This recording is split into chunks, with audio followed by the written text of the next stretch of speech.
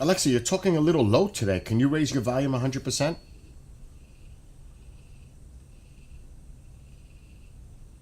Alexa, good morning. Okay. I am now live streaming. What's going on? Just Oh, don't. I thought you were going to call me back. I just got off the phone with them and I just started streaming. So I want. Think about what I said. I like you said. I'll set it to that amount and see where it goes. If I have to, I'm not doing it yet. That would be the end of November where I even mentioned something like that. Let me answer this. Remember, I'm live. Everybody can hear you. Yes. Well, I got to ask you about the. Were you talking to me? Alexa, hold on. Alexa, stop. Alexa thinks I'm talking to her instead of you. Go ahead. What were you gonna say, Chris? Can you mute yourself? Oh yes. Hold on.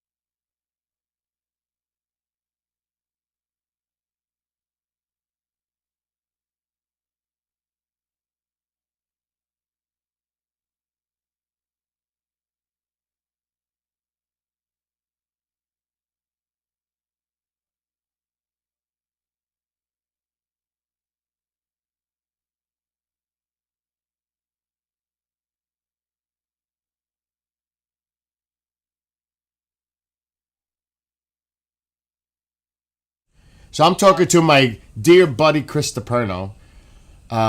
He is the man of wisdom that I always talk to. Amongst others, there's Commander Cobra, there's Don Ecker, there's a whole bunch of folks that we're not just associates for working together. Bullshit. We are close friends. I mean, we are. I would not rather be in a freaking foxhole than Chris, Commander, and Don Ecker, for sure. Because one thing about them, they got your back. They have your back. I can't even right, Chris? You know this. Oh yeah. You know, we have that core of, it's beyond KGRA or anything, it's core of friendship. And I have that with quite a few, actually. But you guys, I've known you guys a long time. When did you start? I can't even remember that fucking show that you had. The one with you were talking UAPs. What was that show called? Project Aries. Project Aries. What year was that? Like 18? Yeah, no, well, even before that. It was, right? Yeah, because I've been in Buffalo 4 years, and we've been doing that show at least 4 years before I moved up here. Yep. It might have been 17. I could look up at the archives and actually pick out a date. And dude, not for nothing, you had a lot of great shows on Project Aries. Yeah, I miss Project Aries. Uh-oh. It's Jake. You want to say hello to Jake? Yes. Hold on. Here's the other detective.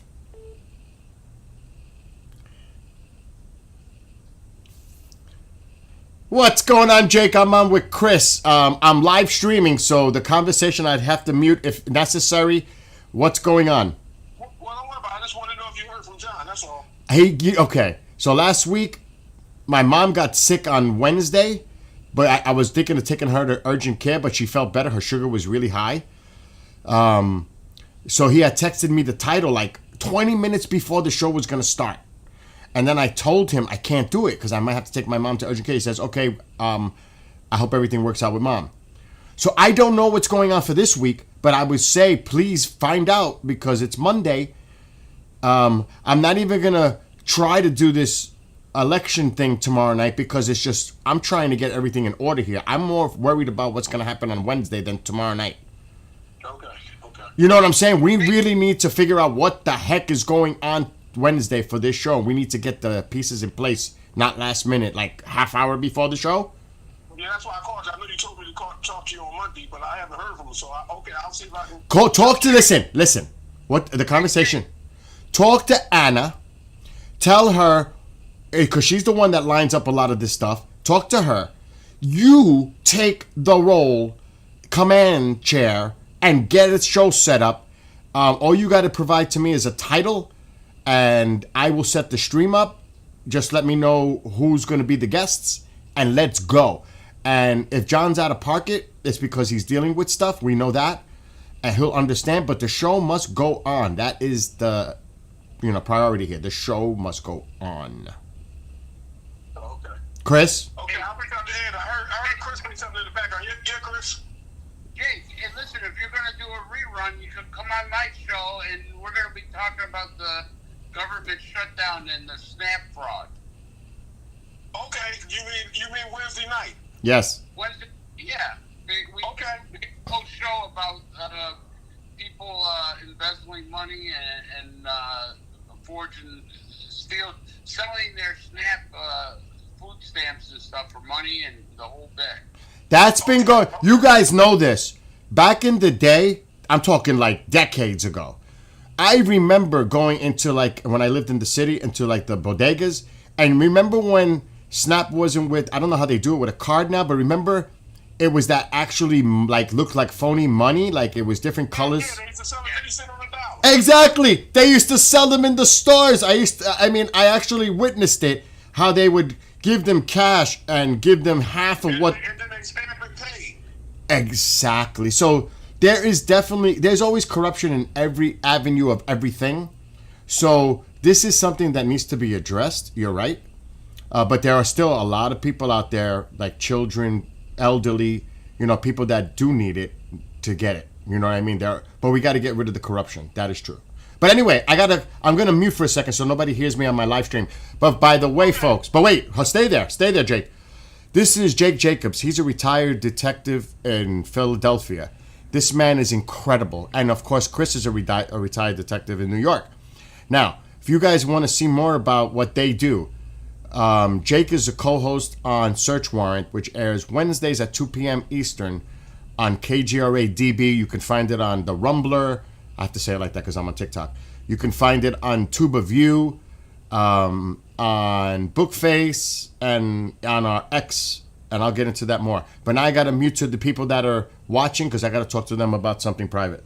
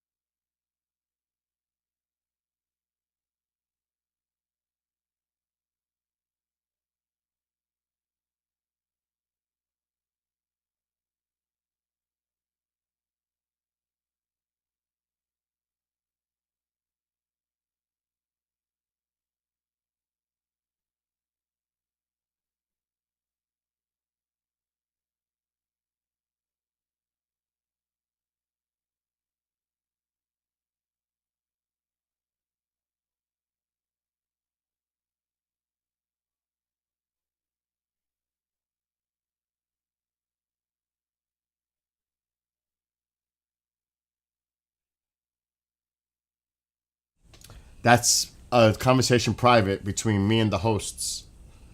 That's business. That's not for public. That's not for the public. Because we were thinking of doing a show tomorrow at 10:30 to cover the election results. Now, there's not that many, but there are some big ones that people are focused on right now. It doesn't matter if you're left or right. But there's a lot of focus on the Virginia governor race, New Jersey governor race, the mayoral race in New York City, what's going on in California with Proposition, I think 50 it's called. So there is some interest going on out there.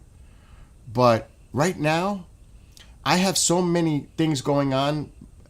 I mean, the cookie jar is overflowing and my hand is in it and everything's flowing out of it. And I have to try to keep control of everything and put it back in to kind of keep everything controlled. Because I run a major network. It's not one show. It's not 10 shows. We're talking about 30 plus shows that I'm in charge of. 7 days a week. Now, I'm not complaining. I'm just saying the workload is heavy. And I got to try to keep the ship sailing and not listing steady. And I have to constantly be in contact with all these hosts, their personalities. You know, everybody, of course, like me, I have my own personality. And just trying to work everything out in a nice, organized, timely fashion. And that can be difficult. The station I run just doesn't have a ton of live shows. There's I can't even tell you how many live shows we do. video, audio. Then there's the syndicated shows. They send me files that I have to edit with descriptions, post them, schedule them. Shows that were live, I have to now take that audio from the live show, edit it, and upload it to platforms. The work is, there's a lot of work before a show starts, and there's a lot of work that happens after a show starts. Unlike what Amole says, Mr. Producer, doesn't work much. I work all the time. Before I got on this live stream, I did 2 hours of work for the station, just getting everything organized for the upcoming week. So it's a lot. It's a lot. It's a lot of responsibility. So, like, I was just having that conversation. One of the hosts on the network is dealing with a personal issue that I'm not even aware of what it is, and I don't want to know because it's none of my business. But the other people that are part of the show, like Jake, who's an amazing, this guy's official, a retired detective in Philadelphia. He's official. Chris is official. They all are. The law enforcement folks, Jason White, he's currently still a detective in Oklahoma. He was on First 48. This guy's amazing. He's a detective, active in Oklahoma, working on cases, still doing a show. That's rare that you have an active officer doing a show. They're usually retired. Not him. Jason White is the deal. He is official. They all are, though. But then I have the other hosts, the paranormal aspect, staying on top of them. But a lot of them, you know, they're on top of it. Sometimes things happen. I have to stay on top of things. It's my job. So I'm constantly, the brain is constantly moving. Like right now, I should be checking on, and I love her. Again, John B. Wells' wife. You don't know who John B. Wells is? He's a conservative talk radio. We carry his show in the mornings on the station. His wife is Brendy. She is awesome. So if I ever need something or if I have a guest suggestion, I call her. And she'll say, okay, Bill, I'll schedule the person to go on. And then there's the great crew over at Ground Zero with Clyde and Ron Patton. They're freaking awesome over there. But that's a syndicate. Now, we don't archive it because they have their own archives. I don't archive Caravan to Midnight either because they have their own archives. But we play their stuff on the air. So there's other things that go on. It's not just our content, it's other content that's on the network. So I have a ton. It's not like I produce 5 shows a week. If that was the case, my feet would be up. That's easy. I could do that with my eyes closed. But when you're talking 30 live shows, syndicated shows, making sure everything works properly, editing shows, it is a lot of responsibility. That's just a fact. And everybody on this network, all these hosts, everyone knows how hard I work. That is not even in question. They know how passionate I am, how dedicated I am to the work that I do. And that will continue, regardless if it's on KGRA or somewhere else. I will continue to be that way. That's my work ethic. So it's all about getting that ship on course, staying on course. That's my mission. So that's why that call came in, because trying to keep everything going, flowing. I don't like to hit any waves. And believe me, there's outside people that love to cause waves, but I can only control what I control, if that makes any sense. But every host on this network are absolutely amazing. We're a family. We are an extended family. And I mean everyone. Honestly, I love CJ. I love Sev. But I love them for different reasons. You know, it's because of their personalities. Everybody has a different personality. And, you know, like Sev is CJ. They're such sweet. They're just so sweet. And like I said, I could talk about any individual like Andrea Perrin. I mean, my gosh. I love that woman. I worry about that woman. And I know she knows that. Because she's dealing with cancer. And she said it publicly on her shows. I'm not saying anything that she hasn't said on a public forum during her live shows on the network. And she's fighting. And if anybody can beat this, it will be her. And she's on hiatus now through the holidays because she's dealing with treatment. That's just the God honest truth. I'm not saying anything that she hasn't already said publicly on a show. But I love her and I worry about her, and all of us worry about her.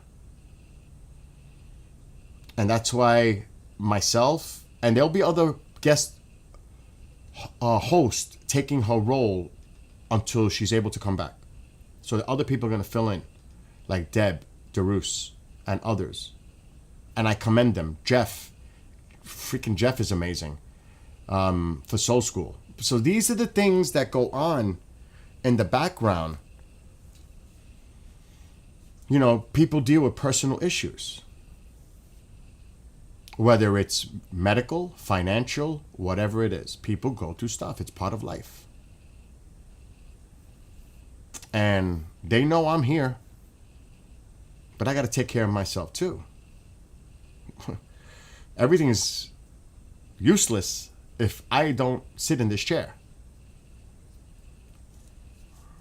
Then everything goes to heck. If I was to get sick, what happens? Done. Who's going to run the ship? I can't even afford to get sick.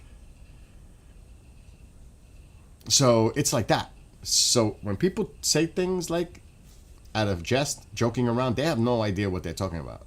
They'd have no idea the kind of responsibility I have sitting in this chair. None. The only person that I know that knows what it's like to sit in this chair would be Race Hobbs. He's the only one. And I don't know what's going on over there, but I can tell you this. It's definitely not as big as what I'm doing in this chair. They don't have the kind of content that we have here over there, and that's no disrespect. I'm just saying their workload is probably a lot less than what I'm dealing with by myself. Like I said, we have a lot of live programming. We have a lot of programming, period. So, like I said, the only person that could relate to what I go through is that man, Race Hobbs. He's the only one. He's the only one that knows what it's like to sit in this chair and do what we do. I can't think of anybody else. Now, it's one thing to produce a show. One show. Even if it's 5 days a week, one show. You focus on that one show. It's different to run a network with multiple shows. That's a whole different level. If I sat here and I did Skywatcher Tonight 7 days a week, shit. How many hours? You want to do 3? I'm good for 3. You know what it would be like to work 3 hours, 7 days a week? That's nothing.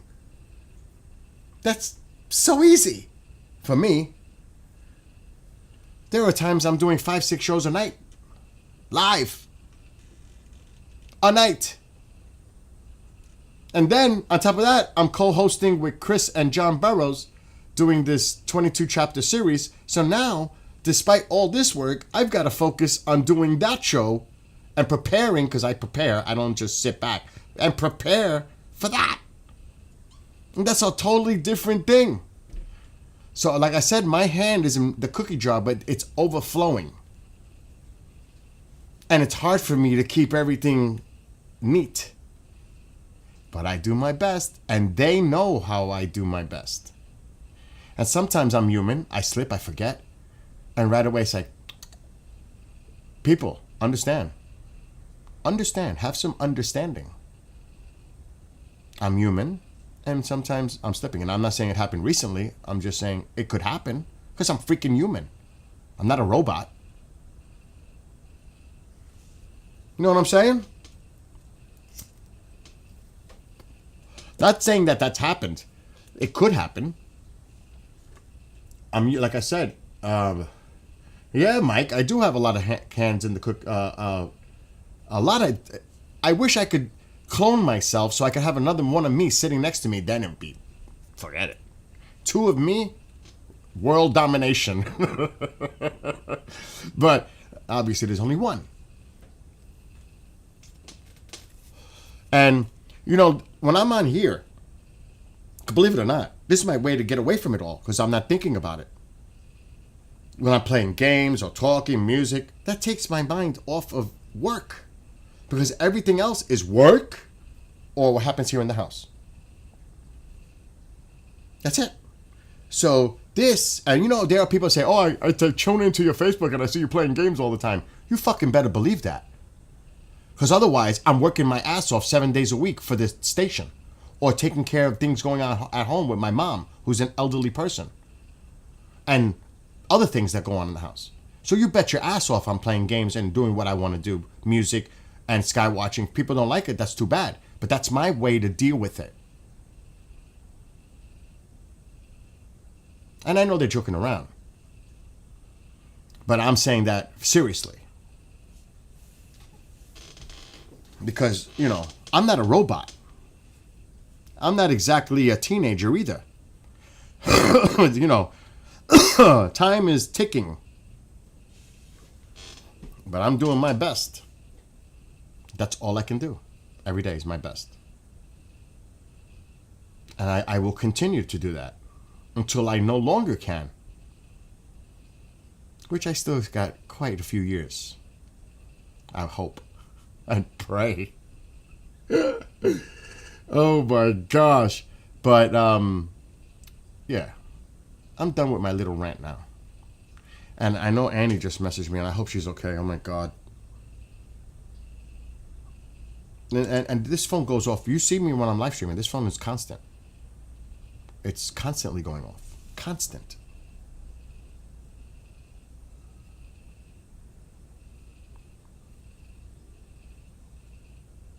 Actually, that was Adam from the Rush tribute band. I thought it was Annie. I'm not even going to bother her because I know she's going through a lot. I will give her time. She'll contact me when she's ready. I don't want to bother her. What's up, KJ? So, again, these people, the people on the network, they are awesome, awesome people. Every one of them. It's one thing in a public forum, and I cannot forget one person who's also awesome, and that is Amanda. Amanda, who does the producing as well. Her focus is the law enforcement shows. And I have to thank Amanda tremendously for what she does. She deserves more than just thanks. So, Amanda. This is not like saying goodbye or anything. I'm just saying while I'm talking about all this stuff. But every one of them, I can go through the whole crew. Like tonight, the guys changed their name. At 9 o'clock, it's The Haunted Files with Eric and Mike. It was another name, but I'm not going to even mention that name because that name no longer exists. But tonight, it's The Haunted Files Unplugged. She does. Amanda's awesome. And like, I work with Martin Willis. Martin is dynamite. We're good friends. The Supernatural girls, we have so much fun. The 2 Patricias, we have so much fun before the show. You have no idea what goes on. They bust my chops, I bust their chops. It is so funny. The relationship between the 3 of us. I wish you guys could see what goes on before the shows. And it makes me feel better because it makes it lighthearted. I like that. I like that loosey-goosey feeling. And the same thing goes on with Don Ecker, Gary, and Mark Center for Dark Matters. We mess around a lot with each other. They do it on the air. Like a couple of weeks ago, I had to use the restroom. And they were saying, Skywatcher, put the screen up. I wasn't here. See, that was a big thing on my part. And then I said something. And Mark said, I call BS on that. Busted. And he was right. So Even on the air, we joke around. But it's funny behind the scenes. You have no idea. The law enforcement is serious. Search warrant, dealing with the detectives, these agents and all that, that's serious. There's a lot that, it's a very intense, serious, before the show, during the show, it's intense. Because it's about they're serious. They're kind of like serious people. They do joke around, like Jake was just on the phone. But they're more intense. And alpha, definitely alpha. The chief, he's a retired chief in LA. He has a sense of humor, but he's all business. Detective, same thing. We joke around. Jocko's a character. You guys have no idea what kind of character Jocko is. He's a retired police officer in New York City, and he's a character. But when that microphone goes on air and it's showtime, it's game. Let's go. Game on. So I could talk about this for every show. Like I said, different personalities, and it makes it interesting because it's fun. It just makes the flow. The Paranormal Rangers, I can't say enough about the three of them. I've met them. Well, I've met the two of them. I haven't met Michelle yet. But I love working with the Paranormal Rangers. I know them. They're awesome people. I have yet to meet Michelle, but she's awesome. And I love the message of the show. I do. I'm a big fan. And then, of course, there's Mark D'Antonio. What can I say? Mark. UAP Crossfire. Mystical Awakenings with Devin RJ. I mean, I could go on. Annie. The Bishop. The Bishop's my brother. So this is what I'm saying. I could go on. Because I'm probably missing a few. But this is what I mean. It's a community. It's a family. Everything that's gone on in this station is a family. And we're there for each other.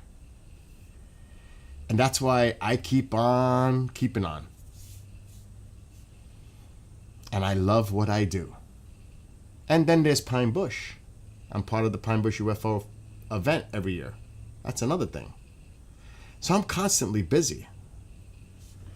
But I love it. I love this. I would not rather do anything else but do what I do right now. So, and again, Ground Zero, Clyde Lewis. The guy's awesome. Now, not every show is for everyone. It depends on a person's personal interest. One person might watch this one and not watch the other, or maybe not watch the rest of them, or listen to them. There's an audience out there for everything, for everyone. And the person decides, just like if I was to put the TV on, which I don't do much, I will surf to see what I want to watch. It's the same thing. It's all about the content. But at least it's offered to people, and people have the opportunity to make that decision. You give them all that content, they can pick and choose what they want to listen to or not listen to. And that's obviously in their control, the public's control. That's what it should be. So all we do is we're content providers. That's all we are. We're a content provider to provide it to the public. So that's what I do for the station. And like I said, I love it. But I am done now. Ranting.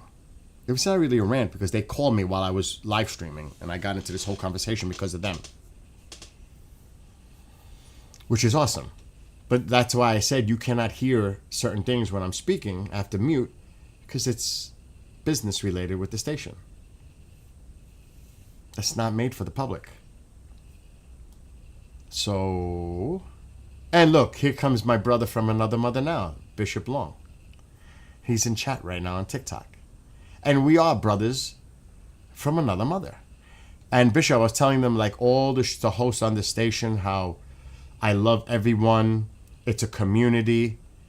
It's a family, and the fun we have with each other off air, and all the other shenanigans that happen between all the hosts, and how much I love it. But I was telling people, they don't realize how much work I do. 7 days a week. every day. I may be on here gaming and this or that, and then I'll get comments. Oh, what do you do? Game all day long? Are you nuts? That's all. When I see you, you're gaming and doing music, and yeah, that's my way to freaking relax. Is there a problem? Seriously, is there a problem? What I do with my life and what I choose to do with my life and my personal time is my decision. Right?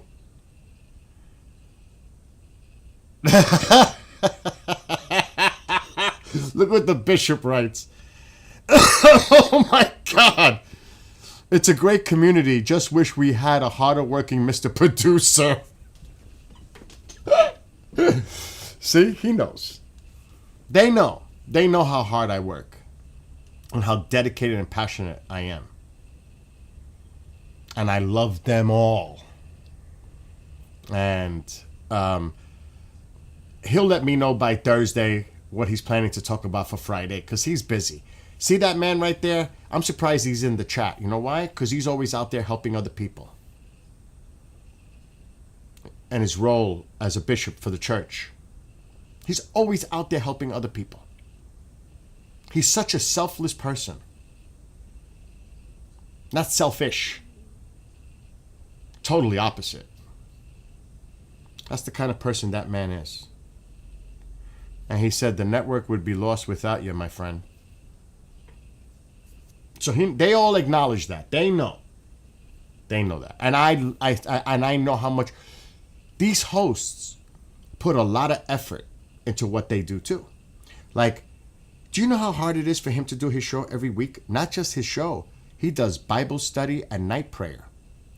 And I don't understand how the trolls on TikTok go after him, and this always puzzles me every time, and troll him. He's a man of the cloth. And they have the disrespect.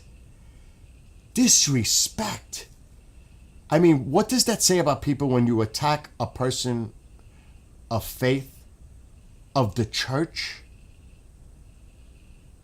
Because he's doing what? A paranormal show? What? He can't think outside the box? What about night prayer? Where are you for night prayer? Where are you for Bible study? He does that every day of the week. Where are you for that? But yet you come in here and complain about him doing that. Where are you for the others? And that bothers me. That really bothers me. I don't ever tell him this, but it bothers me. That people would do shit like that. You only troll, Ron. So, you got to deal with that. But you know how hard it is for him to not many hosts can do this. To talk for 2 hours. Keep an interesting conversation throughout too. Because a lot of people lose their, short attention span. After a few minutes, they're like, eh. He keeps it interesting. He keeps it flowing. That is not an easy thing to keep your audience engaged. That's why it's really good to have a show that's no more than an hour, because if you're lucky, you'll get that hour. You really, really got something going if you can get people to stick around for 2.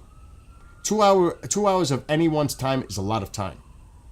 Let alone an hour of someone's time. You can always download or see it later, all that. But it is not easy to do. Like, for example, he's in chat. And he's leaving now because he's got to work. He says, all good. Jesus said this would happen. All good. You be well and have a beautiful week. He's a man that's so dedicated to community.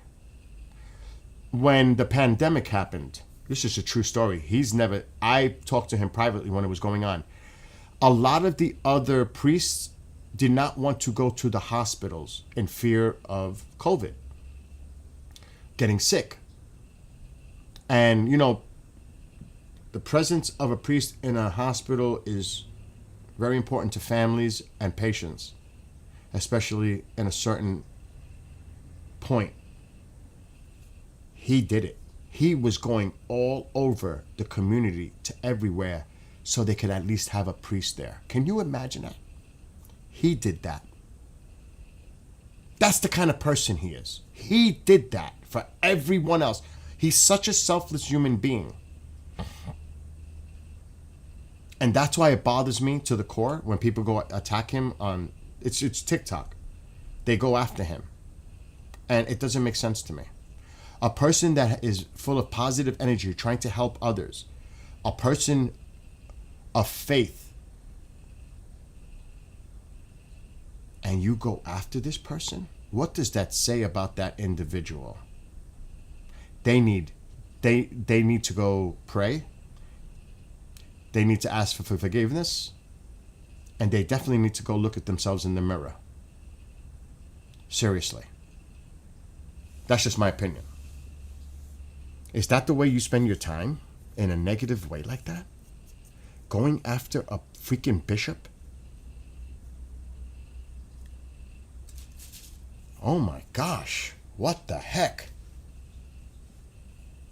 It's one thing like here we joke with each other. You know, there's people in the chat like Andy.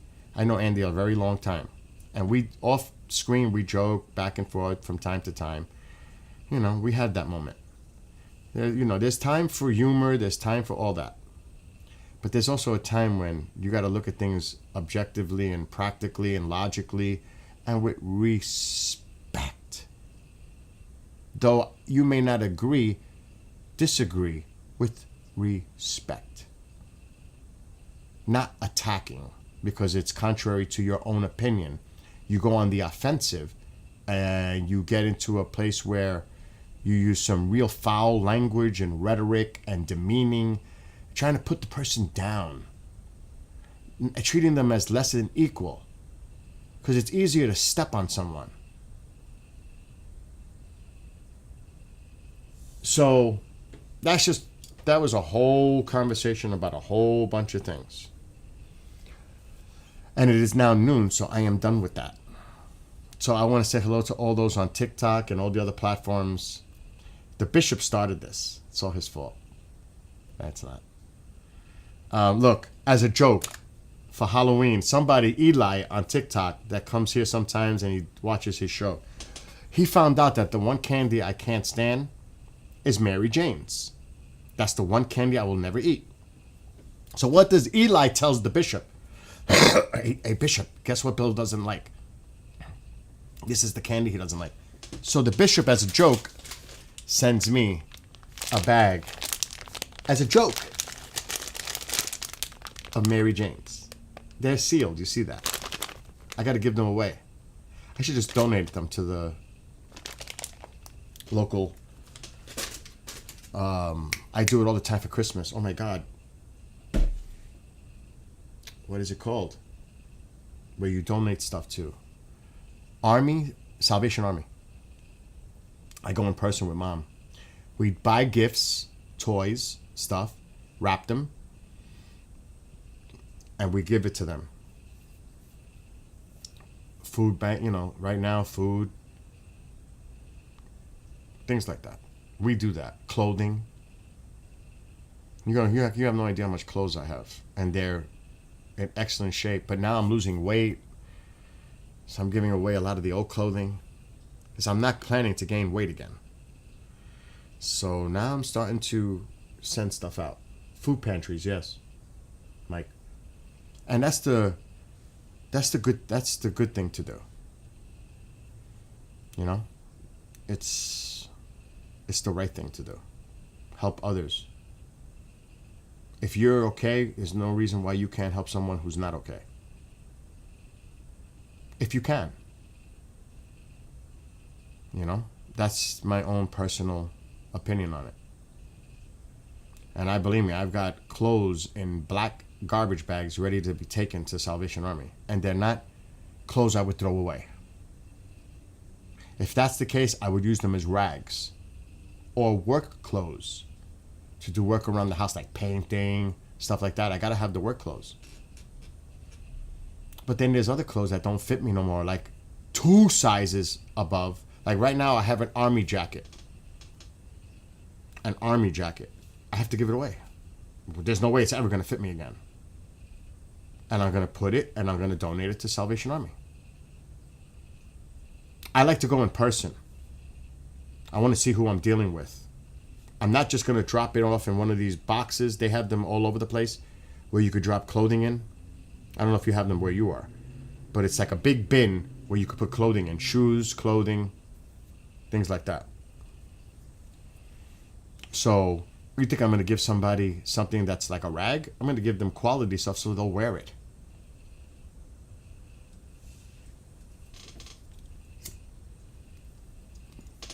I put something on the other day, and I was like, oh my God, this is too big. I can't even wear this anymore. What am I going to do? Keep it? No, I'll give it away.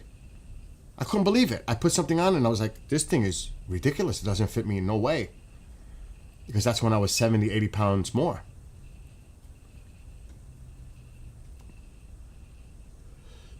Is this shutdown affect Don? Why would it? Don who? Don Ecker? I don't know what that means. And I wouldn't tell you the answer to that if I knew. Because it's none of my business, nobody's business to mention that. You know what I mean? That's their business. I wouldn't even talk about anybody else's personal business. You know what I mean, Andy? Out of respect.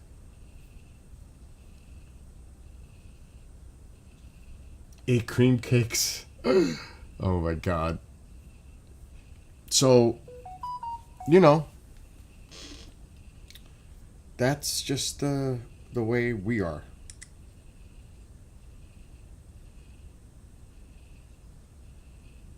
Oh God, weather. What's going on with the weather?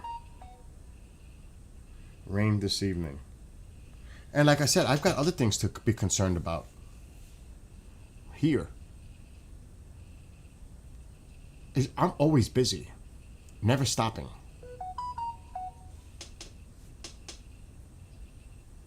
What is this? Taco Bell. Oh God. I don't eat that stuff. But I have all the apps. Just in case. You never know if I'm on the road, I want to get something. I have the apps to get the deals. I've got Taco Bell, Burger King, all of them. Just in case. You never know. Like I'll be on the road next weekend. Not too far, but I'll be on the road with my buddy, Mike, if he comes for Ancient Aliens Live.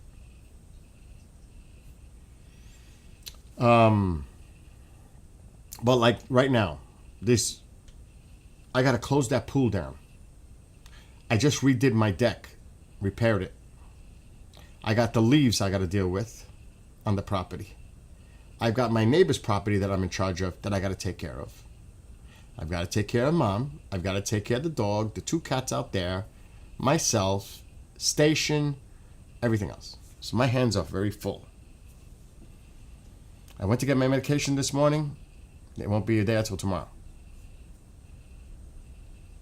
So, constantly on the run. And I checked the pool. I can't vacuum it till tomorrow. Because it's still settling. And then I'll be closing it by Friday. Winterizing it. Am I charging it? Yes, I am charging that Ring doorbell. But we're not going to use that right now anyway. I forgot I got to put that one outside. But here's the backyard. Winter is right around the corner. And I have to drain the pool down.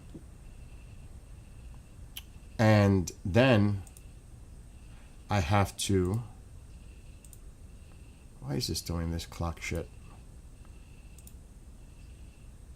Why is that? Okay. Let's get rid of that clock. I shut the clock. Okay. You can see I have that thing in there, the vacuum with the hose. I did it yesterday. I shocked the heck out of it. All the leaves are almost down. This is willow. That's far in the distance. That's not going to affect the pool. The tree that's closest is done. It's an oak. The leaves are down. So now I shocked it. I'll vacuum it again tomorrow. Check it on Thursday if it needs another vac, because I want that water crystal clear before I put the cover on it. Drain it down. Disconnect the hoses that go to the pool here. Disconnect the hoses that go to the pump behind this wall, because the pipes are underground. Then I got to put my antifreeze, pool antifreeze, in the lines, both lines, so it doesn't. I do it every year. Then I got to take the pump out, clean it, take it apart, make sure it's good for next year, drain the sand filter, cover it, winterize it. So there's a lot of work to be done here still. A lot. On top of everything else. And then, let me put this camera back now that I finished charging it. It's gonna go off. Ding, ding, ding. Go ahead, do it. Make a noise. You're gonna make the noise. Make it.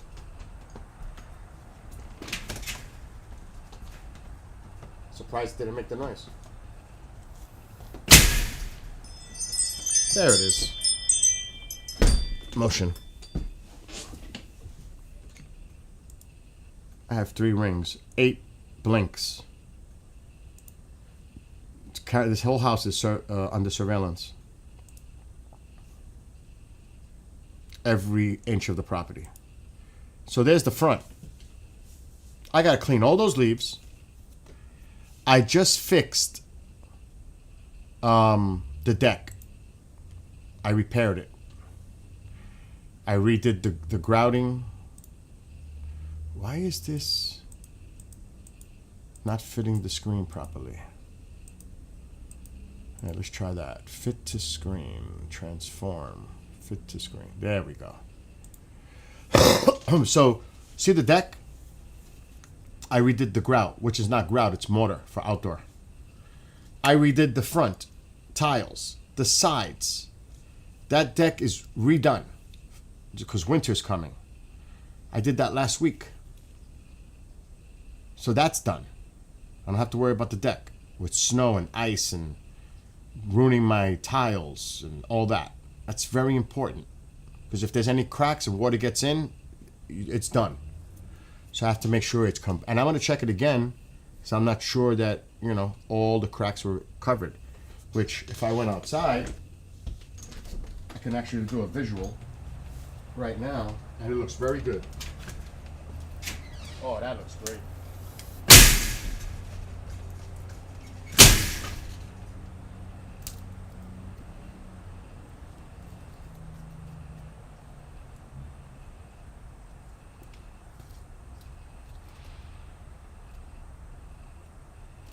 One, right there.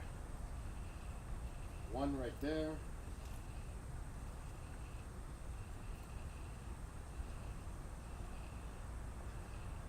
That's it. One spot. Right there.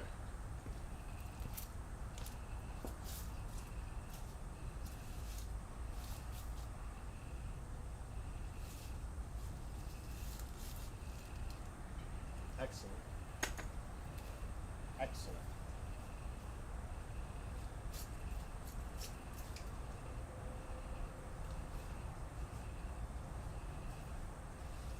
Excellent.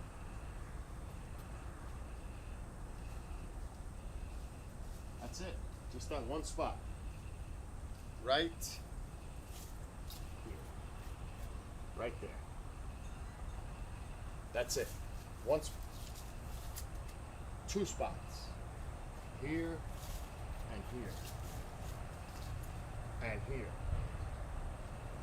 So, I can't even do it. 3 spots. And there.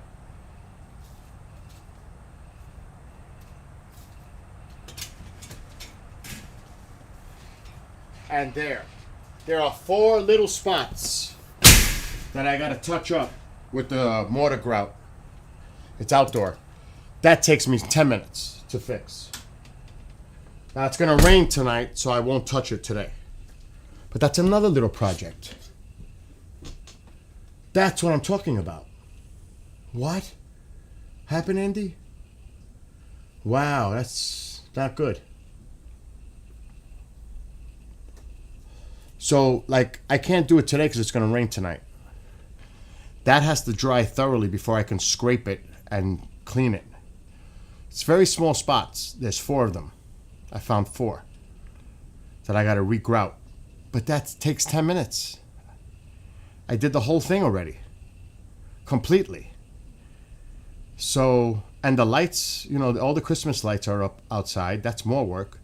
That ladder that you see over there is when I put the tarp on to cover it because for the cats. Because the cats are in their houses probably right now. If I had to guess. They're probably in their heated houses right here. They could be wandering around because they're not going to just stay in there, but they could be in their houses. They're heated. And I've got backup pads for the winter if these fail. So you could see the mess of the leaves. I got to go out there and clean all this stuff. It's constant. Constant. So it's not just work. It's the house. It's mom. Mom is making, she's up now. Momzilla is roaming the house right now. I could hear her. And that's why, like I said, if I play a game, I listen to music, this is my way to my what was it? Calgon Take Me Away? This is that moment. What? Why would I be lifting weights? I'm not lifting weights right now. No camera where? Where? There's cameras. The thing is not working for some reason. I tried to use it the other day to show the blinks. The app is not working. And I don't know why. I used to use the thing called BlueStacks. What's up, Susie? I'm just looking at it now. And I don't know why. It's not working. It's saying the app has to be updated, but I updated the Blink app. It doesn't make sense.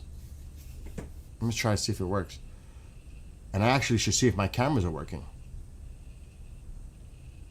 The blinks. I don't have them armed right now. Not in the day. I arm it at night. It's too much movement during the day. Cats, me, walking the dog. It would make this thing go crazy. Doesn't make sense. At night, it goes on. There's a bear in the area now. Close, less than a mile up the road. The bears are back. See? It says an update to the Blink mobile app is available. And that's BS because I uploaded it on here. And it works fine on the phone. But over here on this app, it's telling me an update is needed. And that's not true. Here's the Blink here. And it has all the cameras. So I'm going to go to driveway. Let's see if it works. And I just redid that driveway a month ago. It took me weeks to rebuild it. It's working. Come on. Why is it doing that?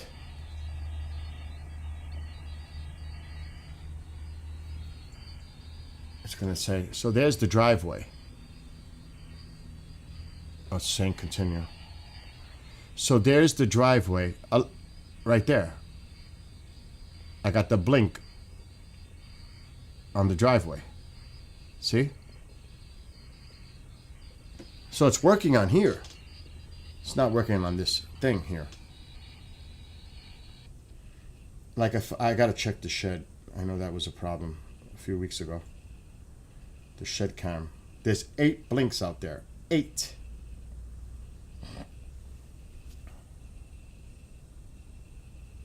It's working. This is the side of my house. Uh-oh. Right there. It's hard to see it. Alexa, shut off living room light. Okay. I'm still not helping. It's not helping. You can't see it. But there's the side of my house. And it's hard to see it.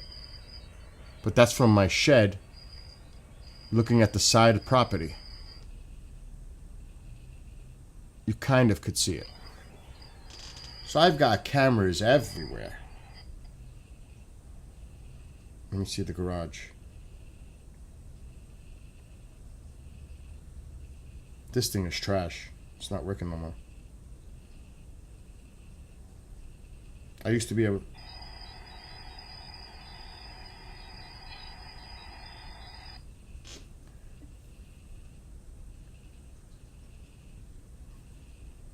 This is the front of the house, the garage, in front of the garage.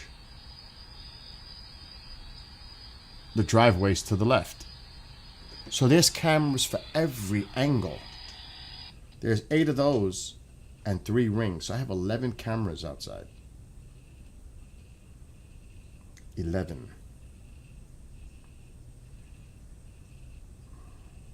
Backyard, I have 3 for every corner. Side, there's a camera here. There's a camera here looking toward the woods. The ring covers the front. This is the backyard. The fire pit. The bench. That's the backyard. So I have the whole property monitored, covered. And all the cameras are working. That's not nice, Andy. That's not nice. But there's a lot to do out there. Preparing for winter. A lot. Thank gosh I got my firewood. It's one less headache. Because that is a big deal. I got to get my kerosene heater ready. Which I got the filters here. Not the filters, I keep saying that. The wicks. So you got to swap out the wicks every month or so because they go.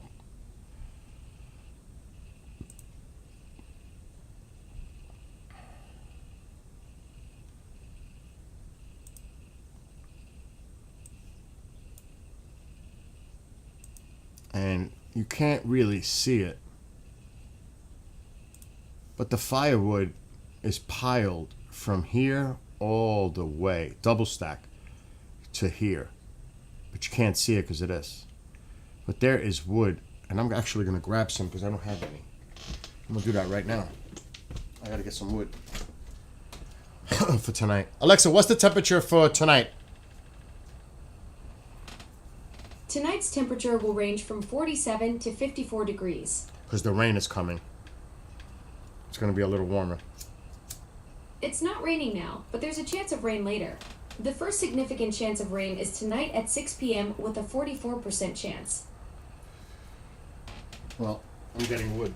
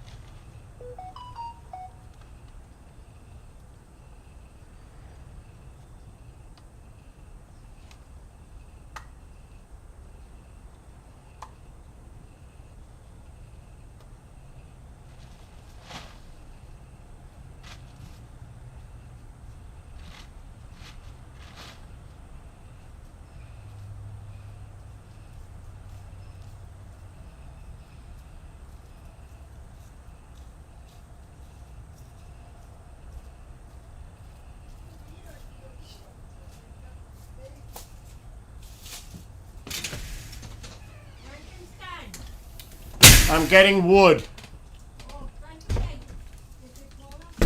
Not cold at all, really. It's gonna rain later, that's why.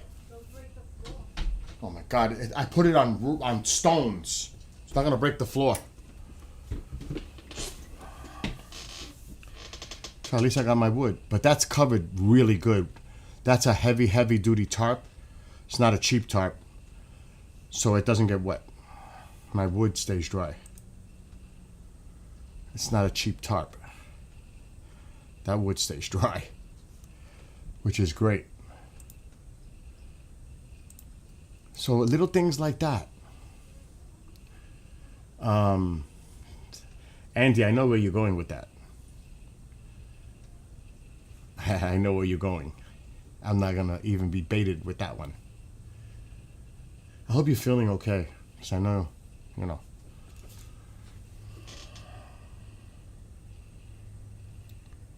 You got free food in the app? McDonald's. Really? Oh, because I'm at the 7,612 points and I got to use it before it expires. So I'm eligible for a free Big Mac. Wow. How many calories is that? Alexa, how many calories in a Big Mac? It's got to be a lot. Over A 500. McDonald's Big Mac cheeseburger has 560 calories. A McDonald's cheeseburger. Alexa, how many calories in a Big Mac? A McDonald's Big Mac cheeseburger has 560 calories. 560. 560 calories. Wow. That's a lot. Oh my gosh, that's a lot in one Big Mac. So I can't do that. I'd be ill. That's a lot. I wonder. Alexa, how many calories in a medium fries in McDonald's?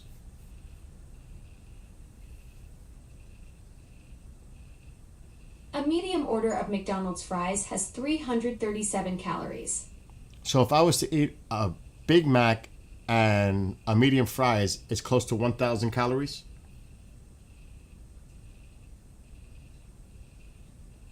You're right. A Big Mac and medium fries would total close to 900 calories. 900. The Big Mac has 563 calories, and medium fries have 340 calories, adding up to about 903 calories total.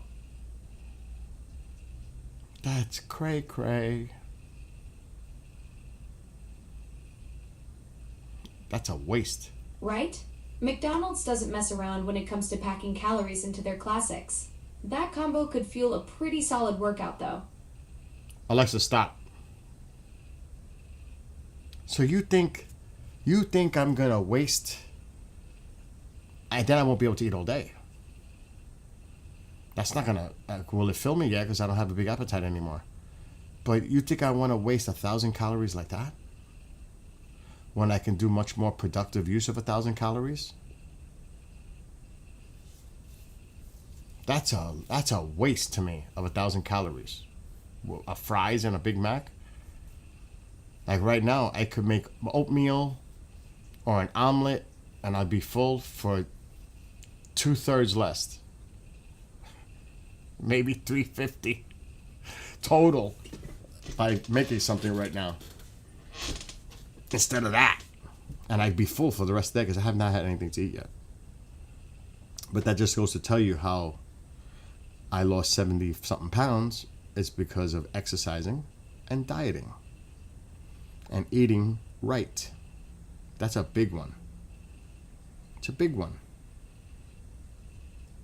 Like I bought, oh shit, I forgot. I gotta find out. For those in the United States,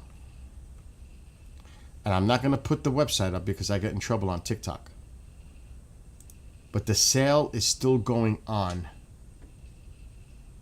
I just don't remember which photo it is. It was a thumbnail. Screenshot. It's this. Right now, if you go to Walmart.com, because told somebody on TikTok yesterday, and they bought 10 pounds. No joke. She's in chat right now. Susie.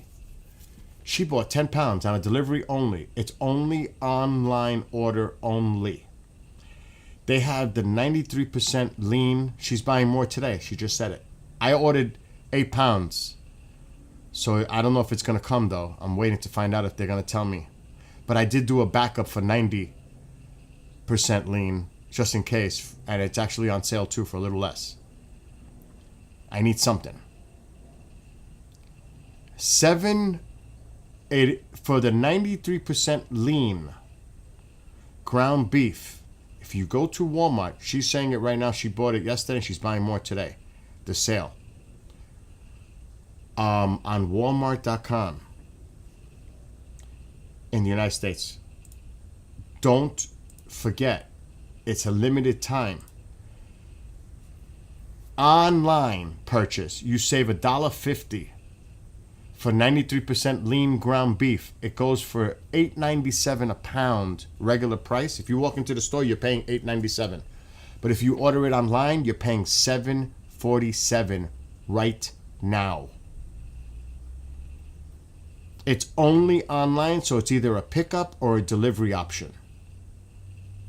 So if you want to purchase ground beef, lean ground beef, at a good price right now, we all know what's going on with beef.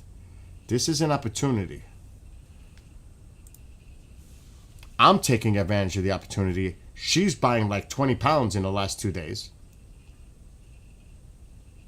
If you're a person who uses ground beef, this is an opportunity. So I would, for those that are able to, and you use ground beef, well, here's a good price for it right now on Walmart, and it's not gonna last. And you saw how good it was. She makes meatloaf with it. I make tacos. I make meatloaf. I make meatballs. I make my own burgers. When I'm cheating, I like to have that. Now, I have a vac sealer thing because I just freezer burn. I have a thing that it comes with this sheet thing and you press it down and it seals it, vacuum packs. I know I buy 40 cal bread, Susie. I ordered 2 yesterday. I got it yesterday. I use 40 cal. But again, for those that are here in the United States, check your local Walmart, walmart.com, and you should see it listed. Type in, search ground beef, and you should see that sale right now online. Because I know I did it today, and Susie did it today. She's ordering more.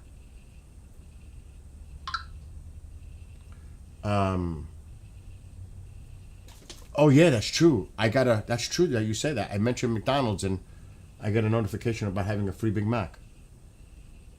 That is bizarre. Andy, what you said.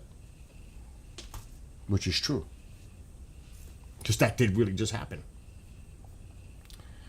So yes. Again, for those in the United States, if you use ground beef, go to walmart.com. And it's good. It really is 93% lean. I could show it to you, a pack in the fridge. It's the real deal. I had one burger last night. And I'm thinking of making another burger today. And it's all natural. Yes, it's all natural. Matter of fact,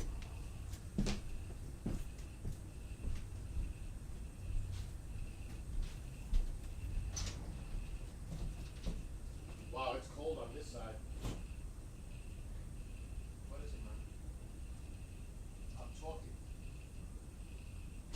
Where's the other ground beef? Why is everything everywhere where I can't find it?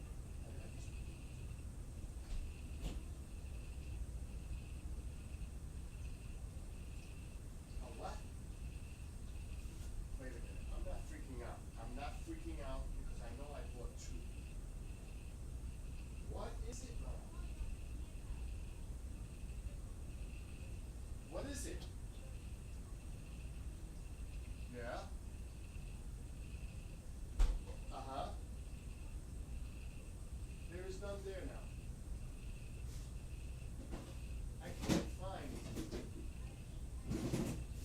Oh, here. I know. Oh my God. Alexa, turn on living room light. Okay. Alexa, brighten living room light. Got it. So it's these. Right here.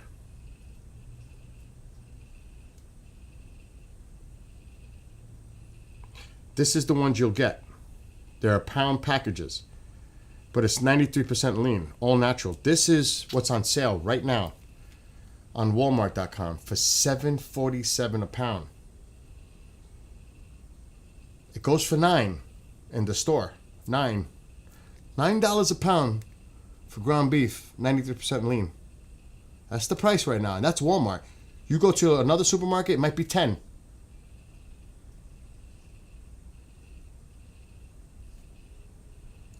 So if you live in the United States and you're watching, and you use ground beef, the sale is there. It's online only. Pick up delivery.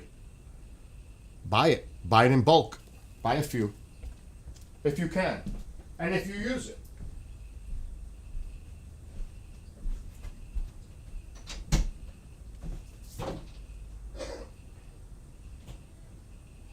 What? What? Oh.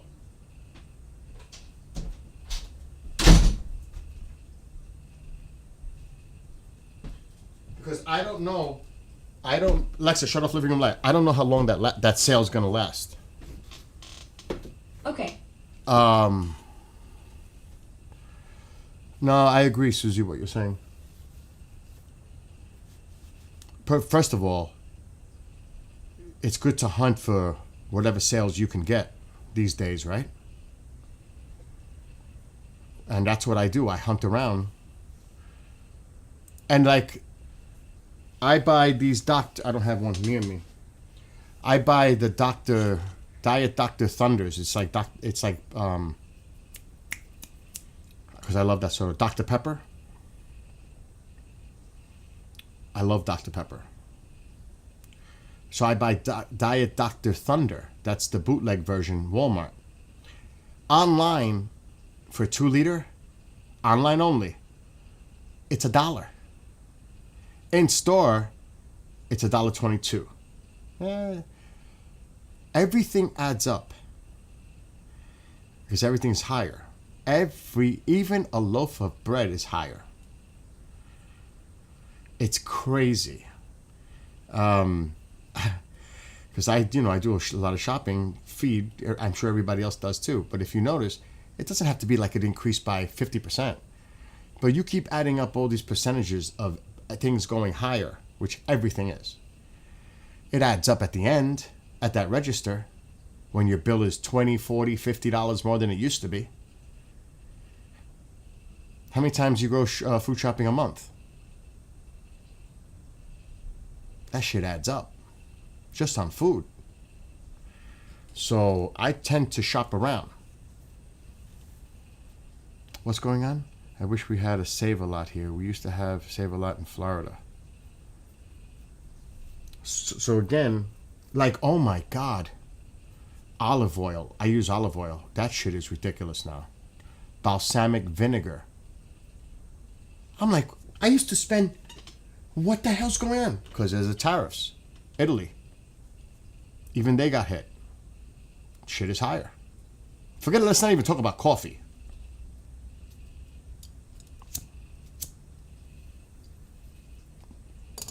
So everything pretty much is going up. Lumber. Hardware. Even Tycho's treats that I buy him went up by $2, 20%. It was 10 and change, now it's $12.98. So say it was 11, now it's 13. The good and fun, chewy things, these things that he loves, they went up by $2. Again, at the end of a ka-ching, if you've got 20 items and they're going up 20 cents, 50 cents, whatever it is. Coffee at the beginning of the year was like 11 and change. It's 18 now for the same can. 18. That all shit adds up at the end of the register. You're like, what? How much? What? So if you have like 20, 25 items, and it's a few cents here, little cents there, that shit adds up. Before you know it, you're spending $20, $30, $40 more on your bill per shopping visit. Olive oil. I love my olive oil. I can't be without my olive oil, so I'm forced to buy it. Balsamic vinegar. I use that for my salads. I gotta buy it. I have to. That's part of my health diet thing. I cannot not do it. So it's like I'm forced. I have to do it for my health. Now the cigarettes, that's a different story. I shouldn't be doing that shit at all. But I take a talk. You see me.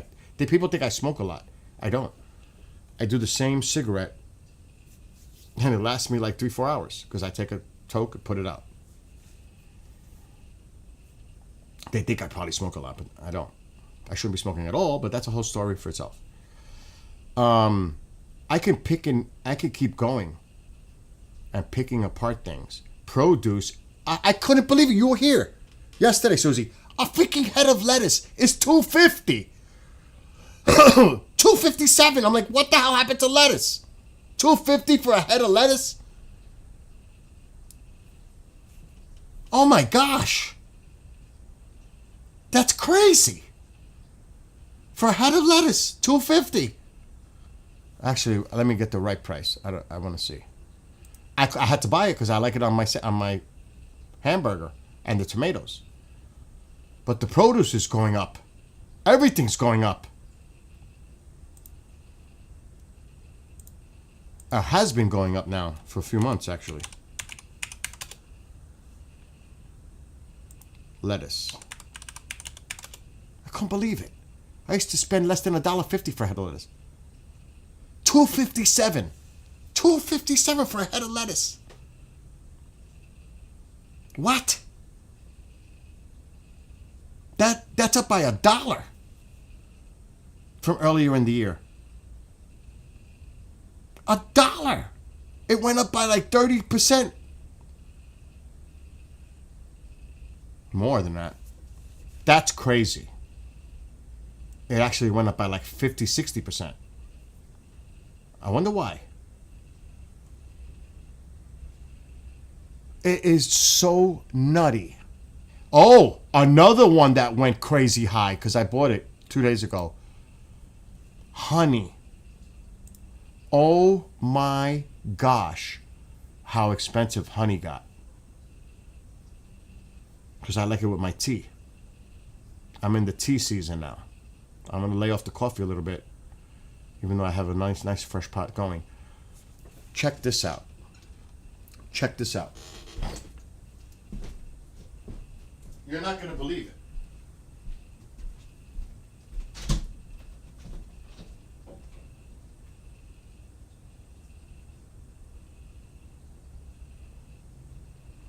Now you cannot buy that shit with the corn syrup because people think that's honey.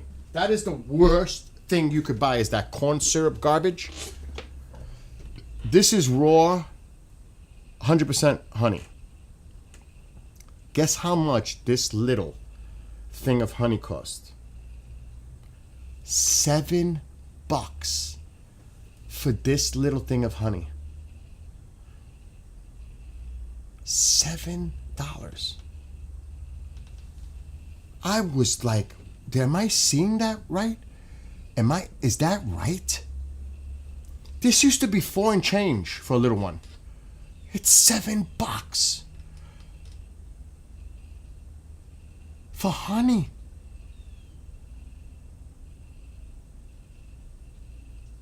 What the heck?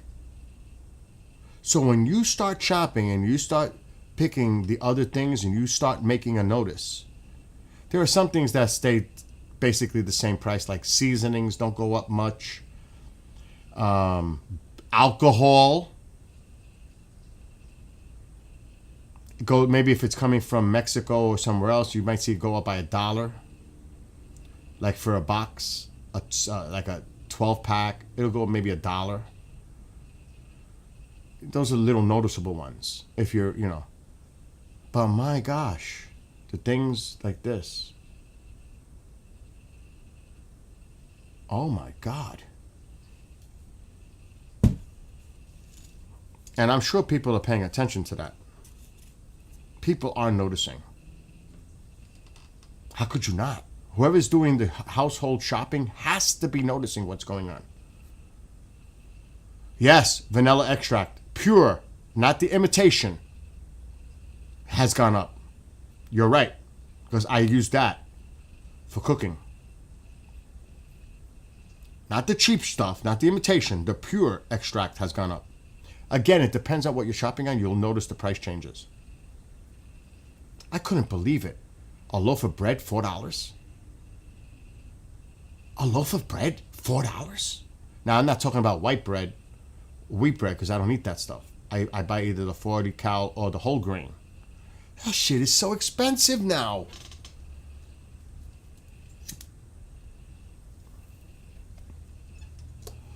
A loaf of bread.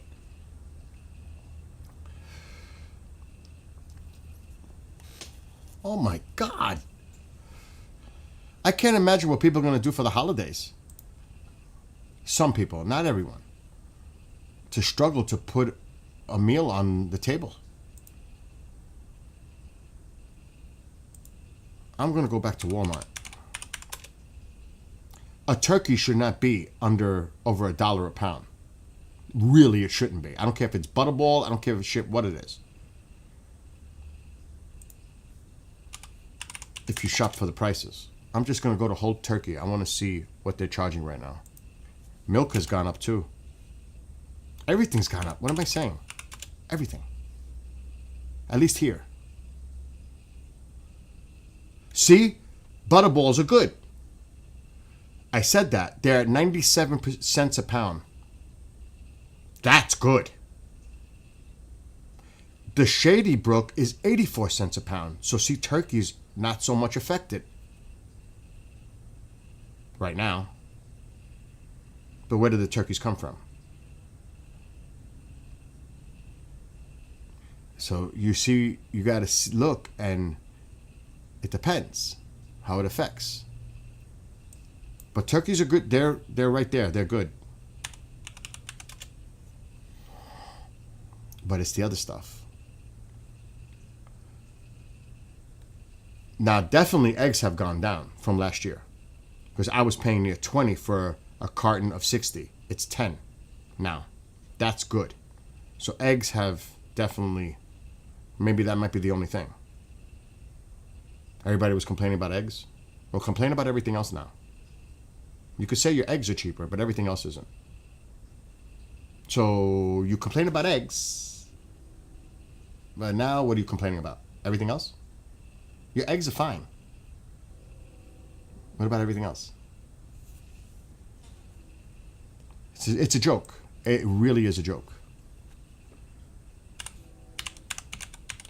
I want to see with my balsamic vinegar, because I can still add to my order because I need some.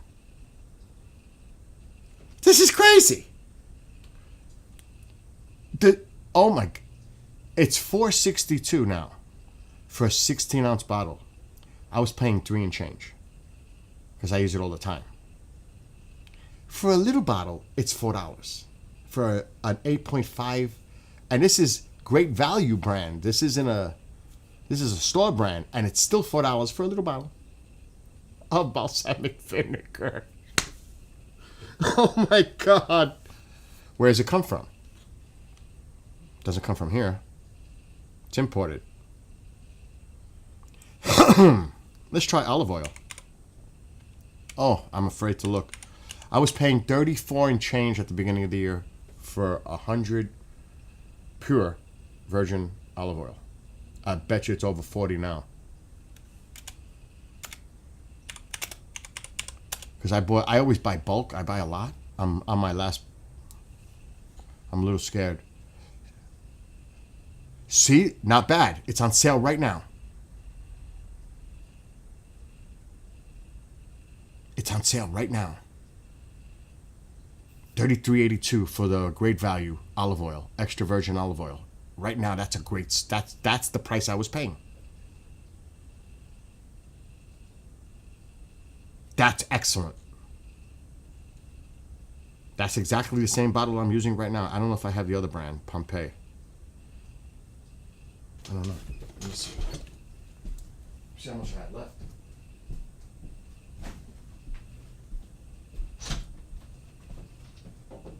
The olive oil's on sale.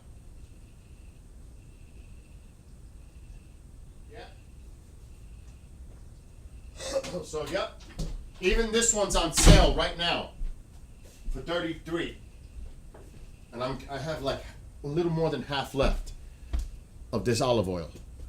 This right now is $32.97. That's good. This is a time to buy the olive oil if you use it. It's actually on sale. Walmart. I'm jumping on that. I don't think I can add it to my order right now, but that's a good price. Oh yeah, the AI video stuff has to stop. Either that or they got to do something to say this is an AI created generated video. I agree with you, Andy, on that. That has to stop. Really. But again, you have to shop. You have to look around and shop around for the sales, the prices. That goes without saying. That should be what everybody does, right? That's what I do. But I don't think I can add that to the order. Man, I think it's too late. I would love to add that olive oil to the order. Then I have to go do a separate order. Olive oil. I would love to grab it before the delivery. Add to cart.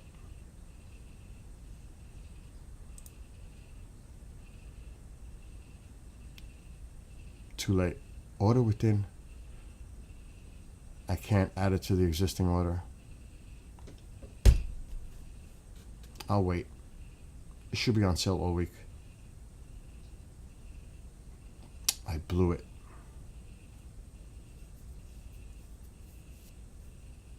Let me see something. Purchase history.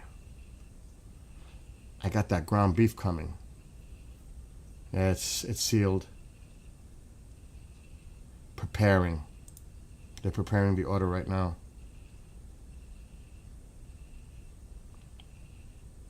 Yep, I'm toast. I'm gonna have to wait. Because I'll probably order more stuff by the end of the week. If I would have realized that, I would have done it. What's up, Nick? Oh, no. I don't use any canola, vegetable, corn. I use olive oil. If anything, I'm an olive oil person because I don't fry my foods. I air fry my foods or use the smoker. If I'm making stuff like that, I do not fry my foods or the oven. I do not use oil. That oil I use for salads, because that's why I still have that much. I try not to use oil at all, or mayonnaise, anything that's bad. So the olive oil is really for my salads, or if I make my Spanish rice, or if I make a gravy or sauce, tomato sauce. I use that for the garlic and to brown the garlic and the onions, olive oil. Or in my rice, the same thing, to brown the onions, olives, sofrito, to make my rice. That's what that's for. And again, my salads. But that's the only time I use oil. It's not like I'm frying, because I don't fry. I don't fry foods. Like I said, I didn't lose all this weight by eating garbage. Eating bad, poorly. Now, some people, if they're younger, they have that fast metabolism, they could eat as much as they want. I was there, I know. But as you get older, it's harder. For many. Because you keep that weight. Especially if you don't exercise as much, and you sit on the couch all day, or in a chair all day, and you're not out there exercising, it'll catch up. That's why it's important to do some exercise too. Now me, I don't need to be riding the bike because I'm always doing something around the house. Like, I should have done the leaves today. It's 1 o'clock. And that's another thing. If I bake, let's say I make chicken breast in the oven, because I don't eat anything with a bone. I haven't for 40 years. I have not had any, I do not eat anything with a bone. Ask anyone. They'll know. So breaking news just came out. I don't know what it was, but I just saw a breaking news alert come out on my alerts. That's how I get my news. A lot of the time, because I don't watch TV. Damn, it's not there. There it is. Where is it? Breaking news. Trump administration says it will partially fund SNAP benefits this month in response to a judge's ruling. This is just coming out now. It would be able to cover about half of the eligible SNAP benefits, household SNAP benefits this month. So whatever they're getting, they'll get like half. Yeah, only half. That's what it's saying. I'm reading about it now.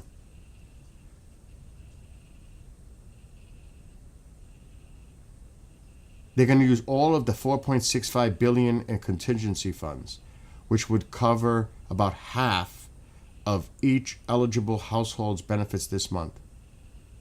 It would need an additional $4 billion more to fund it full.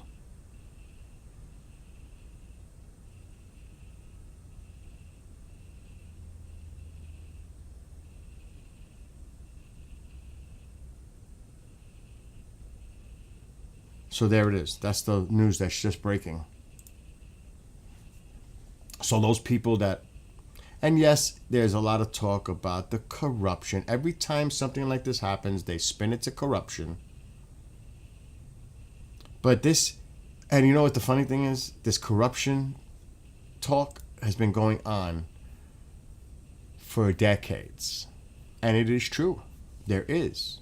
But not the majority of them. The vast majority are not, it's not corrupt. There is a small percentage probably out there that is corrupt. But when you say the system is corrupt, you're making it sound like millions of people.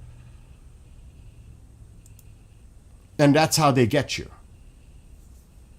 Because like I was talking to the guys, I remember when I was younger going into the bodega in the city and seeing people with these different colored actual food stamp.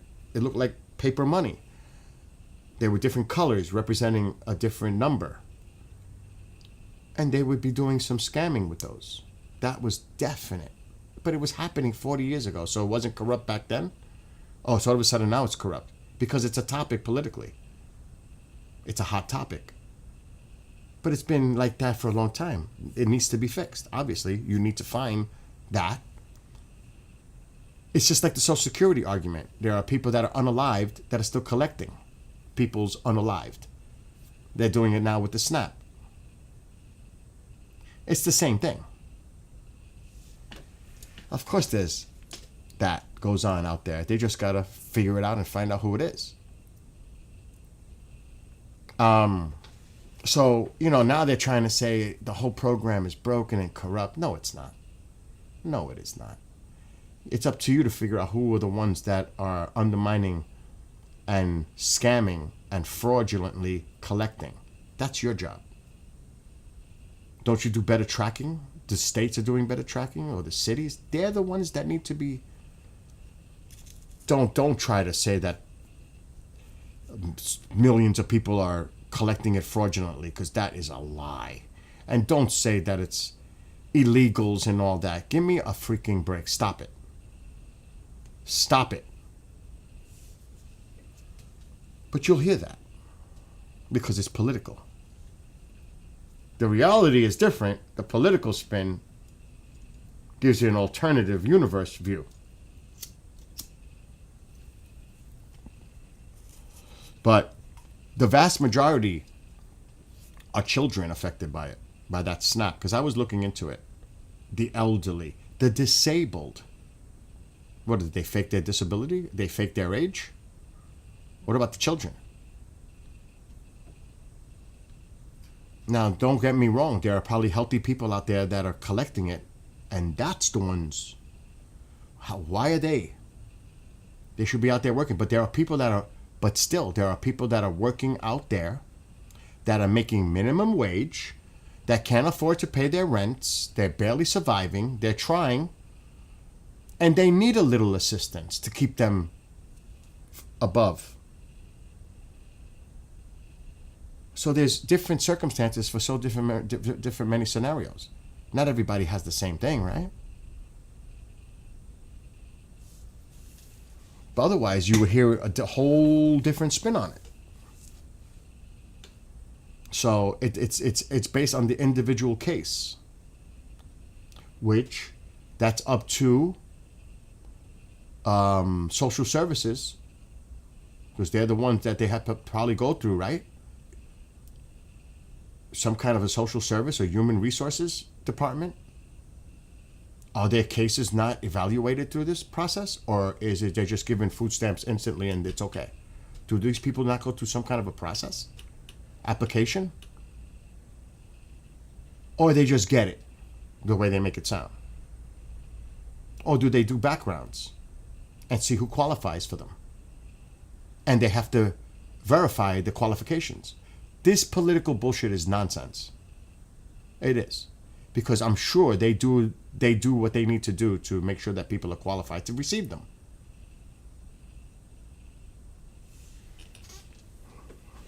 So I'm sure they do all that. I bet you we could look it up. What does it take to get it? They just don't give it out. It's not just like a freebie. You have to go through a process, an application process for that. And you have to verify why you should get them. What is your household income? Prove it. And you know they can look at your taxes. There's other ways to find out if you're lying. Because before they accept the application, they're going to dig into you and they're going to find out. And if you are trying to fraud, you're toast. So this nonsense you hear in the yes, and go to jail. Yes. This process you hear that the politicians spin, that's one thing. Reality is a different thing. You know that. Separating the two. Reality is a biatch. And they don't want to hear that. You know, those that are for, or whatever reasons, they don't want to hear that. Because that's not the reality. They just want to continue to spin it their way. I'm actually going to see in New York, SNAP application. Why don't people dig in and do the fact checking first instead of talking out of their mouths like they know because they saw it on TV and they believe it, right? It's corrupt.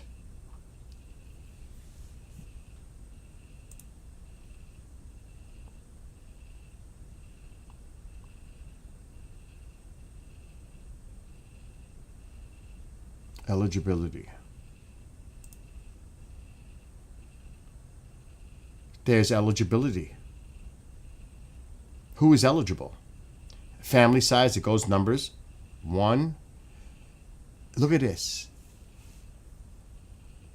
If you make, and they break it down, the numbers, how you qualify. This is just on income. If you make per month 1,696, less than that, this is one criteria you might be able to get it, or 20,000 a year gross income. These fucking people are making no money. They're in the poverty level. These are the people that need it. And they're working. So if you're making 30,000 a year, you ain't getting this. If you're making 25,000 a year, you ain't getting them. That is in New York.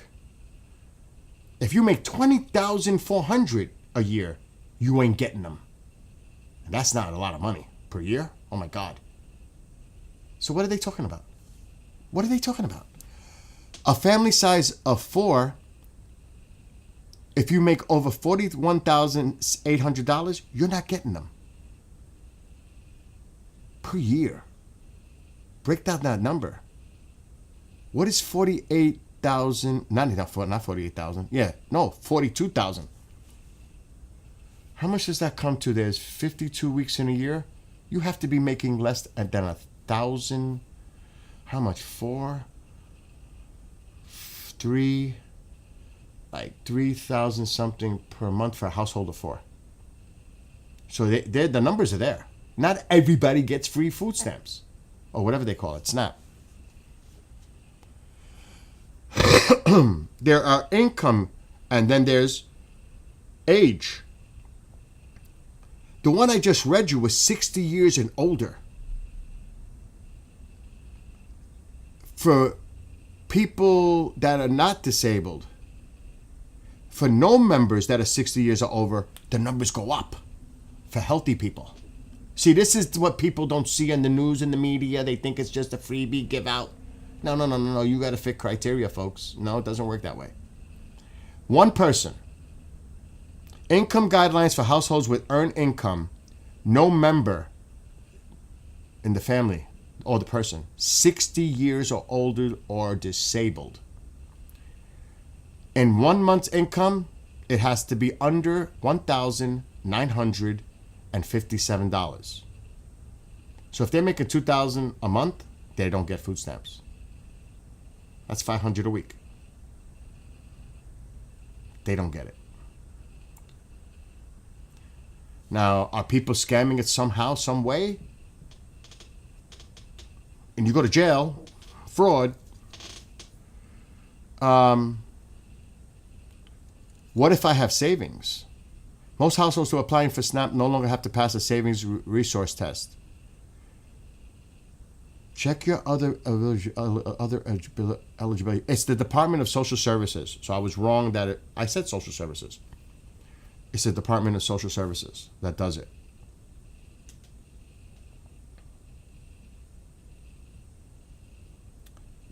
Gather documents you will need. Look at the gather documents you will need. Here's what you have to have. See, this is the shit that you see on the TV. There's fraud. There's all kinds of scamming, and it's corrupt. Everything has some form of corruption. But look what you have to provide. In New York, to get it. Recent pay stubs, list of household resources, current rent mortgage, current property tax, current homeowner's insurance bill, your social security card. There's a whole bunch of shit you got to provide, and there's an apply online. Now, because it's saying here, due to the ongoing federal government shutdown, it's saying that the SNAP benefits will not be issued on time, even though we just got breaking news that they're going to do a partial.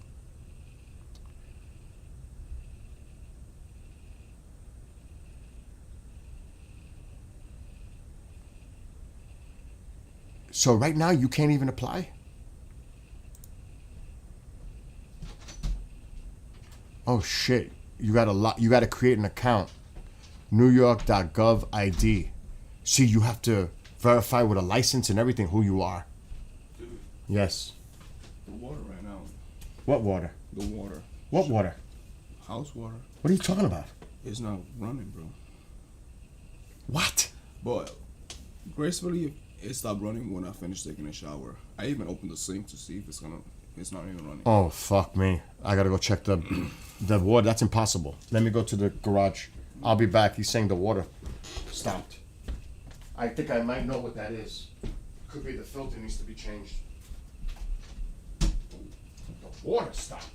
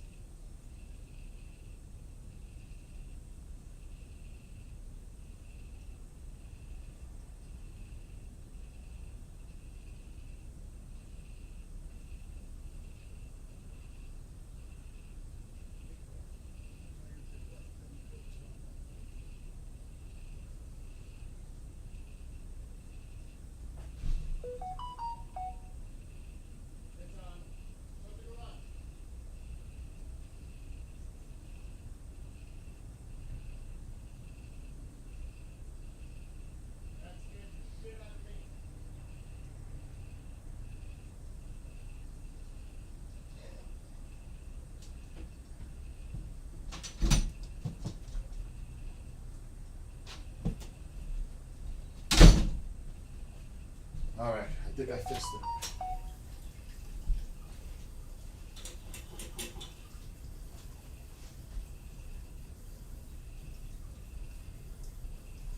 Yeah. Good. It's working. See, even something like that, when it happens, you got to know what the hell to do. The water stopped. I have a well. And you have what it is, I have a water softener.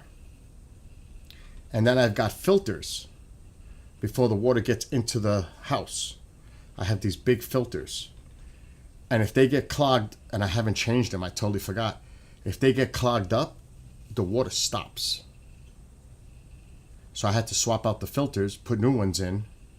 And there's a little lifty bar thing that you got to hold to make contact so that the pump gets power underground. And then you let it go, and then the water starts to run. If anybody doesn't know how to do that, they'll be like, oh shit, I got no water. What do I do?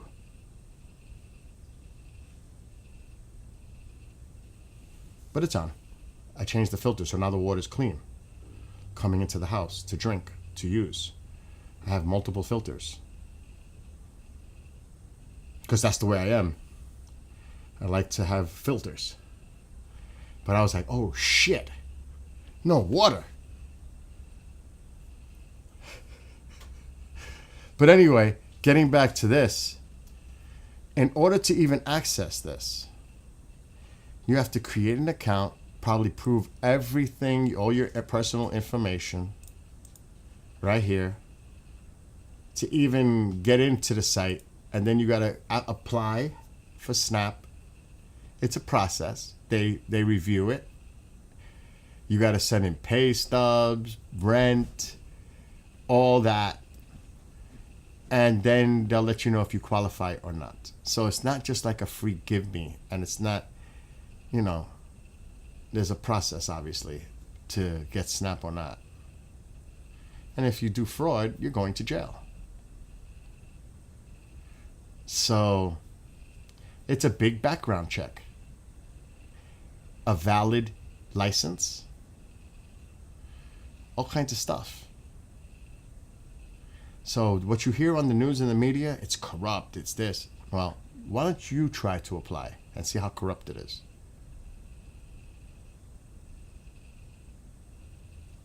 But you won't hear that on the media. You won't. Maybe one of them on the media, these people that say the same bullshit that they say, you should try to apply and see how easy or hard it is to get it. Why don't you try? Show us how corrupt it is. Use yourself as an example and show us how corrupt it is. Let's see. Give it a shot. Just go through the process. Talk about it from a real perspective. Now, are there people out there that might have, I mean, even that is scary, that an owner of a house is renting out and they're putting a different piece of a number there to say that they're paying more rent than they actually are so that they can get that's a scam in itself. And they face prison for fraud. And that is, I'm sure there's scenarios like that might exist out there to try to scam the system, but there's so many people trying to scam the system in so many different ways. But your state is different than my state, and every state is different. KJ. It's different in every state. That's why I highlighted my state and talked about my state's requirements and income amounts and all that. Every state is different. New York State is one of the least states that have people on SNAP. The top majority that depend on SNAP are in red states. So, because he says, it's not hard to be accepted on EBT, just don't make a lot of money or bare minimum for surviving. You'll be, yeah, because you're in the poverty line. That makes sense. you're in the poverty line. If you don't make a certain amount of money, why would somebody be happy not making a lot of money just so they can get SNAP? They're happy to live like that? Maybe there are people out that are. And that's why they're stuck in the poverty line that they're in. Because that's their mentality. I'm good. I make this. I get this. I'm on rent control. I'm good. There's no incentive for me to go out there and try to work and make more money. Yeah, I'm sure there's some people out there that are like that. And that's part of the problem. Because they're in that poverty line and they're happy in their poverty line. That's a whole different topic. Now you're talking about the individual's state of mind and how they look at things and not wanting to achieve more and work harder. That's different. Because they're making the minimum amount. They're getting help from the government to help them with their rents, if that's the case. I don't know. Helping them get their SNAP. They're happy in their little place. But where are they going in life? They're going to be like that their whole lives? That's the way they want to live their life? There may be people out there that will. That goes without saying.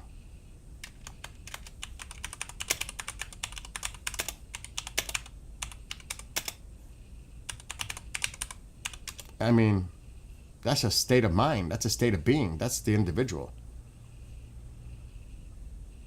So, you know.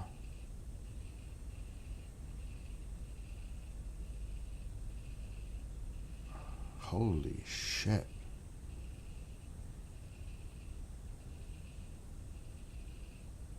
Over 20% of the population collects SNAP in New Mexico. New Mexico's bad. That's a blue state. Really bad. But let's take a look. Now, there are a lot of people in New York, but we're number 9. New Mexico, number 1, bad. Oregon, Louisiana, Oklahoma, West Virginia, Nevada, Massachusetts, Pennsylvania, New York, Illinois, Michigan. Now you got to think about two population numbers. This isn't based on per capita. The population of New York blows away the population in Tennessee. So it's the bigger states, you could see where it's going. But this is what it says right here. Don't take my word for it. This is actually coming from here. Which states are most reliant on SNAP? It's right here.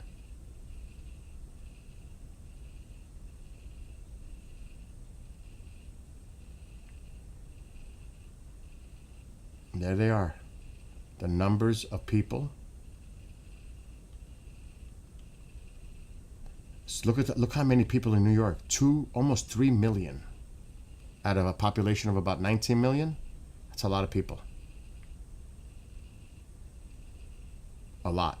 But even these smaller states get a lot. Look at the number in Louisiana. Alexa, what's the population of Louisiana? Louisiana's population is approximately 4.7 million. 4.7 million. And they have 803 of them on SNAP. That's why you got to know how to read numbers. That tells me a lot of people in that state depend on SNAP. You can't just go by the raw numbers because you got to think of how many people live in those states. Pennsylvania is a big state. Mass has a lot of people. New York has a lot of people. West Virginia doesn't have as much people as New York. Nevada, Oklahoma, Louisiana, Illinois, Michigan, Alabama. California is a big state, but they're down toward the 13. Kentucky, but if you look at the amount of people on it compared to the amount of people who live there, it's a higher percentage of people dependent on it. Follow? Does that make sense? You just can't look at the numbers. You have to understand the numbers that you're reading. Like in New York, there's 3 million. Alexa, what's the population of New York? New York City's population is 8.8 million as of today. Not New York City. Alexa, what is New York State's population? New York State's population is nearly 20 million residents. Okay, so that means about 10 point something percent of New Yorkers get SNAP. But Louisiana, they have about 20 something percent. About 15% of New Alexa, York State stop. households. So when you break down the numbers per capita, you see the difference. Illinois. Look how many Illinois has. Alexa, what's the population of Illinois? Illinois has a population of 12.8 million people as of today. So let's do the numbers. If 2 million and 12 million, divide that 6 times, 6 to 100, you're talking close to almost 20% of people in Illinois, though they're number 10. Almost 20% of people that live in Illinois are on SNAP, much higher than New York. About 15% of Illinois residents currently receive SNAP benefits. 15%. Though this has dropped 6.5% from last year. So they went down. This translates to nearly 2 million people in Illinois relying on food assistance each month. 2 million out of a population of 12. Yes, that's right. About 2 million people in Illinois currently receive SNAP benefits. So when you look at the numbers, you have to know how to read the numbers. Look at California, for You're example. right. Understanding Alexa, the stop. numbers What? Oh, that's Mom. I thought it was someone, Kendrick. Because the water stopped. I had to go fix it. What was it? I had to change the filters. So, look how many people depend on it in California. 5.5 million.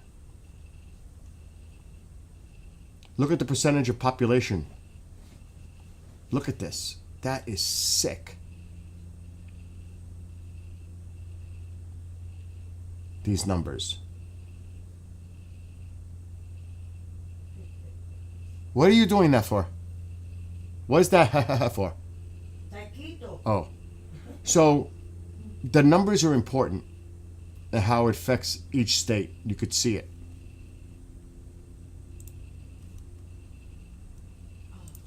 Actually, a smaller state's going to have less of an impact.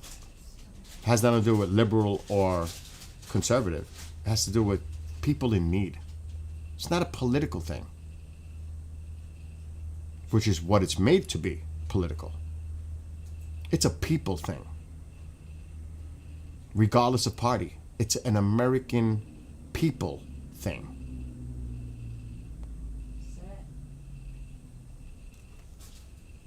I mean, you want to spin it into a liberal or a conservative thing. I'm sure you can. But it really is about the poverty line in this country. That is the root of it all. If people aren't making the money,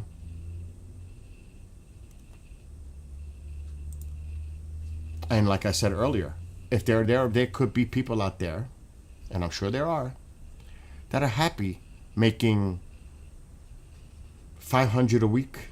Because in New York, if you make $500 a week, you're not getting it. You got to make $2,000 or more a month. I just showed those stats earlier. There is criteria you must meet. Your rent, you have to show pay stubs, you got to do it all. Taxes, everything. They doing a full background check on your ass. Here. In New York. And I'm sure that goes around in other states as well, I would think. Florida. But if you're a person that's sitting on your butt side and you're happy making $500 a week, and that's the way you want to live your life, like that, and collect SNAP because you qualify, because you're in that poverty line, you're not making enough income, and you're happy to live that way, there probably are people out there that are, sadly. They have no ambition to do better for themselves, to earn more, to work for it. I'm sure. But what do you do? What do you do to fix that problem? That's a serious question to ask. I mean, I don't want to stereotype and say, are they working in a fast food chain and they're making X amount of dollars, and after taxes they come home with this gross amount, and maybe they have some type of a rent control thing going on, that they're getting assistance for their rent. And then they get the SNAP because they're in that qualification zone, because they're in that poverty line. I'm sure there are people out there that do that. And they're happy to live that way. The question is, are you happy to live that way? Do you not want to aspire to do better for yourself? To make more money? To make a better life for yourself? For your family. To dream of buying a house if you don't have one? To live in a neighborhood of your choice? To get out of that poverty-stricken area? These are questions that have to be asked to the individual. That is a totally different question. But the data and the numbers and statistics show that across the country, in every state, people are affected and they're in a poverty line. It is not blue, it is not red. It is across the whole country. Louisiana is going to get hit hard. Is Louisiana a blue or red state?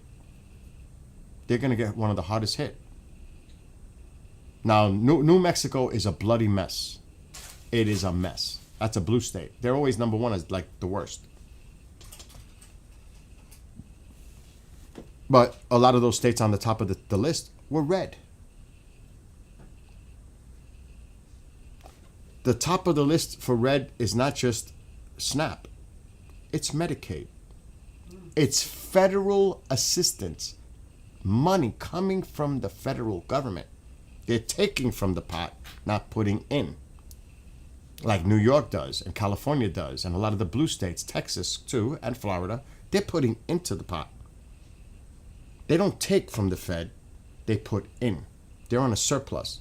A lot of those states that take money from the Fed are red.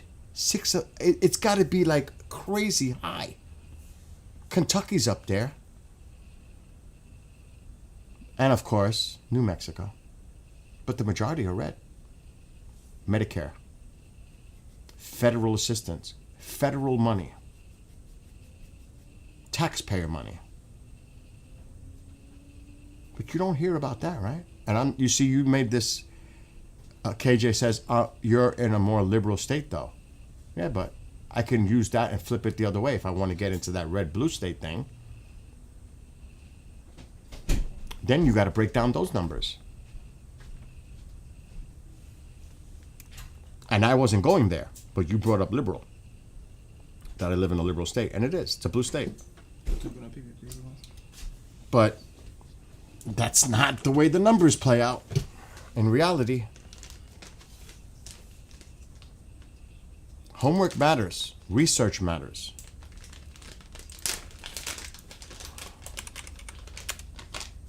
Not the media, not opinion, data, facts, stats.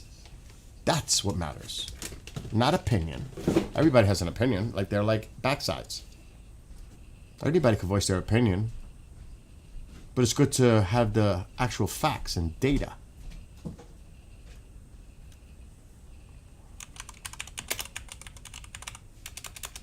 And it just takes a little research. It doesn't take much.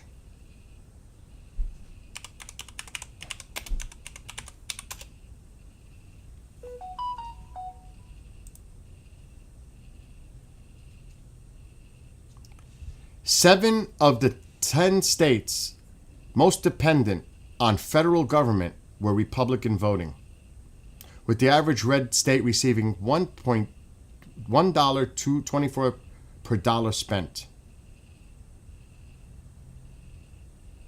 And here's the rank. Don't take my word. This is only a few days ago because this is updated all the time. Don't take my word for it. What's this? State federal dependency ranking. Look who's number one. I was right. New Mexico. blue. West Virginia, Alaska. That's why she made that deal, because she was looking out for her constituents, which she did the right thing looking out, but that's why she went along with it. Mississippi, D.C., blue, and D.C.'s small. The D.C. is not even a state. I mean, it's weird. Alabama, red. Kentucky, red. Arizona, red. Montana, red. Maine, blue.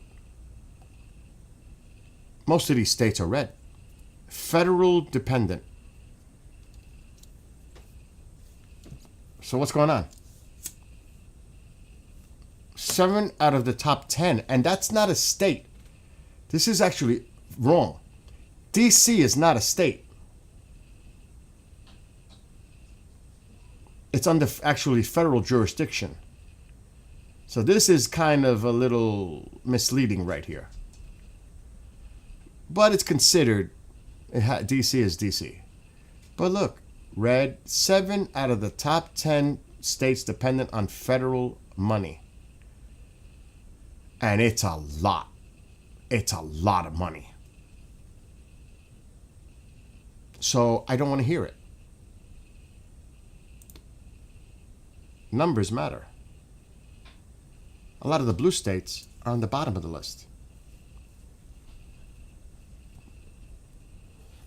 Medicaid, same thing. 6 of the top 7 are red, except for New Mexico. Medicaid dependent. So who are you hurting? What constituents are you hurting? Is this a red and blue thing? Do people want to make it a red and blue thing? I didn't. It was just brought up in a comment. But the facts are there.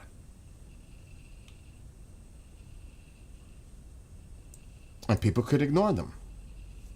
They look the other way because they don't want to see it. They don't want to hear it.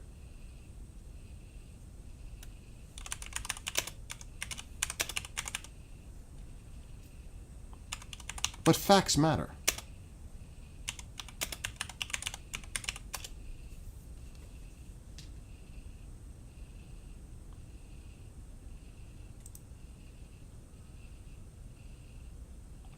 Let's see this one.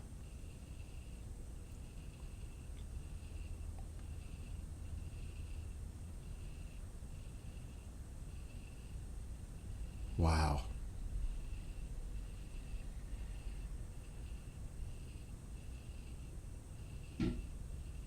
Wow. But I want to list it.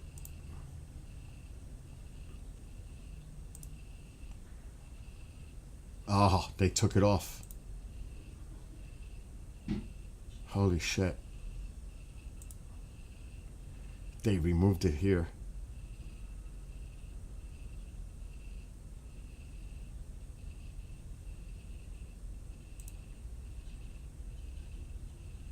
It's not states most dependent.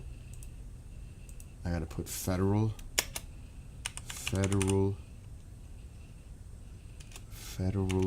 aid.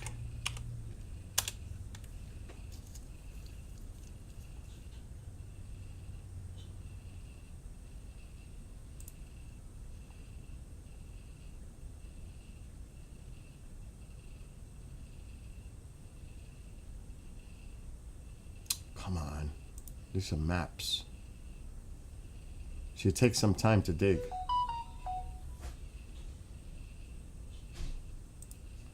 Oh, that's them coming in and out of the house. Here we go. I found the list. I gotta bookmark this so I don't lose it. Watch this one and learn something. Most federally dependent states. And it's Medicaid. Look at the top 10. Look at the fucking top 10. Red. Red. Red. Red. Red. Blue. Red. Red. Red. Red. 9 of the top 10 are red. If we keep going, it's more red on the top. red, red, blue. I don't know about this one. What would you call that one? Purple, red, blue. Vermont, Montana, red, red, red. Now we're starting to get into more of the blue in the middle of the pack. Where's New York? California's on the bottom. Jersey's on the bottom. Connecticut. New York is 37. Most of the top states that depend on federal are red.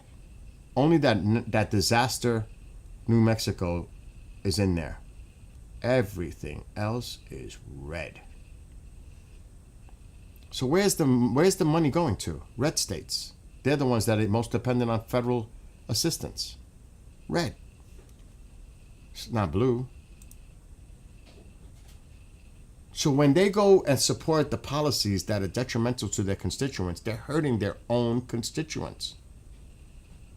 They're already heavily dependent on federal assistance, and you're going to cut it, and you're going along with it, and you're going to hurt your own constituents, which makes no sense. And that's why a lot of people are saying, what the F?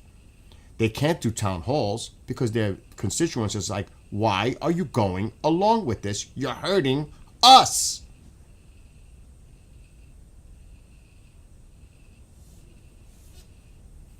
That is atrocious. I mean, atrocious. That is horrible. I bookmarked it because I need to have that, because that just came out. And I'm looking really for...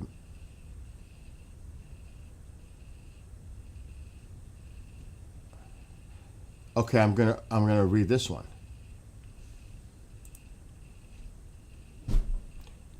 States most dependent on federal aid for Medicaid. Number 1, Mississippi. 77 highest reliance on federal funding for Medicaid is Mississippi. That's a red state. Second, West Virginia. Significant federal support for Medicaid services. Third, Kentucky. High percentage of federal funding for Medicaid. Alabama relies heavily on federal aid for Medicaid. Next, South Carolina. Substantial federal assistance for Medicaid. Arkansas. Significant federal funding for Medicaid services. And there's New Mexico at the bottom. High. Now, that is really bad.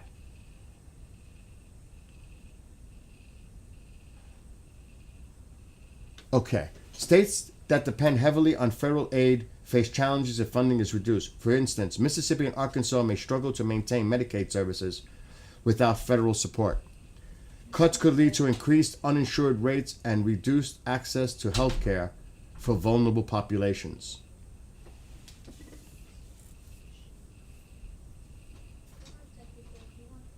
So what the hell are they doing to their own constituents? What does that tell you? It's red. It's the red states. Medicaid. SNAP affects everybody in the whole country, not blue-red. Because there's percentages. The percentage of people in Louisiana double the amount per populace, per capita, double than what New Yorkers get. Louisiana has twice as many people on SNAP than New York by capita. It's a red state. This isn't red and blue. This is an American issue. Because if people want to make it political, you'll see a lot of red states are hurt really bad by SNAP. So that makes no sense. And then federal money, 7 of the top 10 that depend on federal assistance from the states for federal money are red. Everything trends red. Red, red, red, red, red. In all the major categories. Doesn't make sense. How do you make that argument?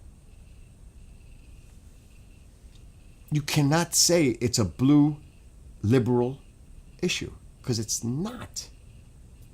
Because if you go that way and you look at the data, it's mostly red.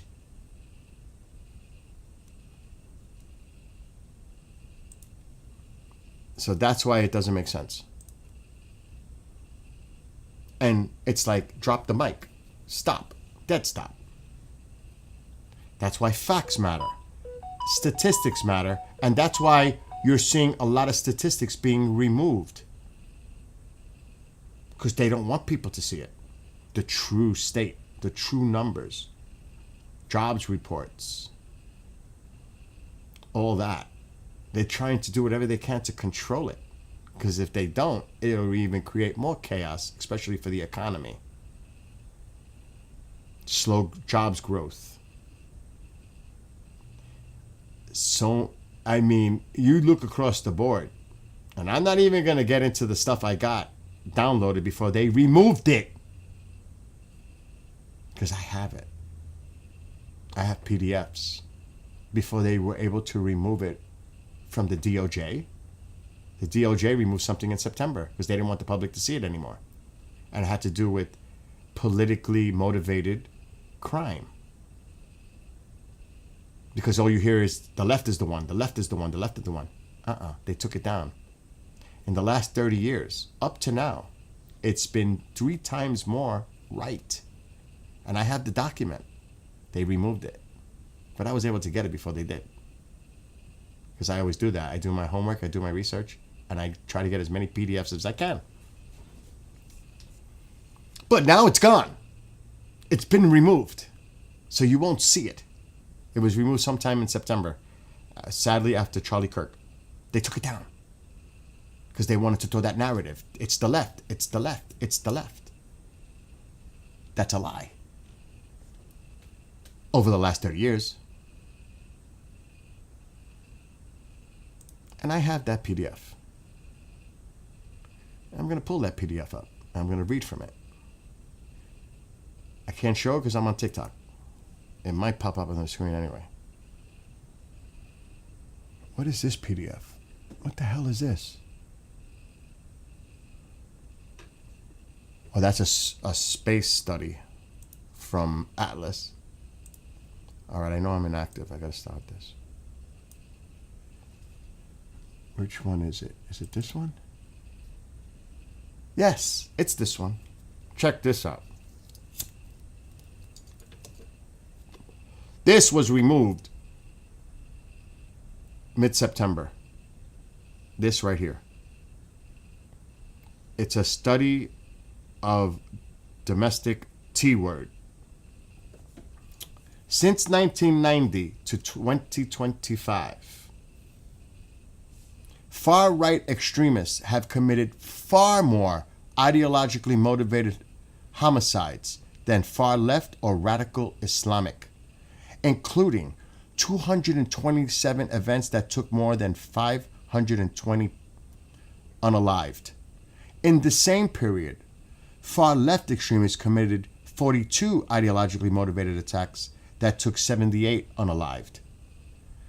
A recent threat assessment by the U.S. Department of Homeland Security concluded that domestic violent extremists are an acute threat. And a lot of it stems from long-standing ideological grievances related to immigration and narratives surrounding electoral fraud will continue to serve as a justification for these actions. I don't want to read the language. So they removed that because it wasn't a part of their narrative. They removed this PDF. And it goes on. But you won't find this. You could try to find it now. It'll be really hard. This is what they removed. And I'm not going to show it because I'm on TikTok, but this is what the DOJ took down. Because they don't want people to see this no more. That's why they're taking and removing stuff. Because they don't want the public. They want the public to believe their narrative 100%, but not the facts. The facts are, it shows completely different from what they're saying.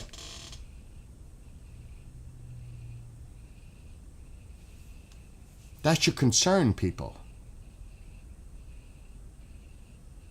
That really should concern people. When facts are being omitted and removed and deleted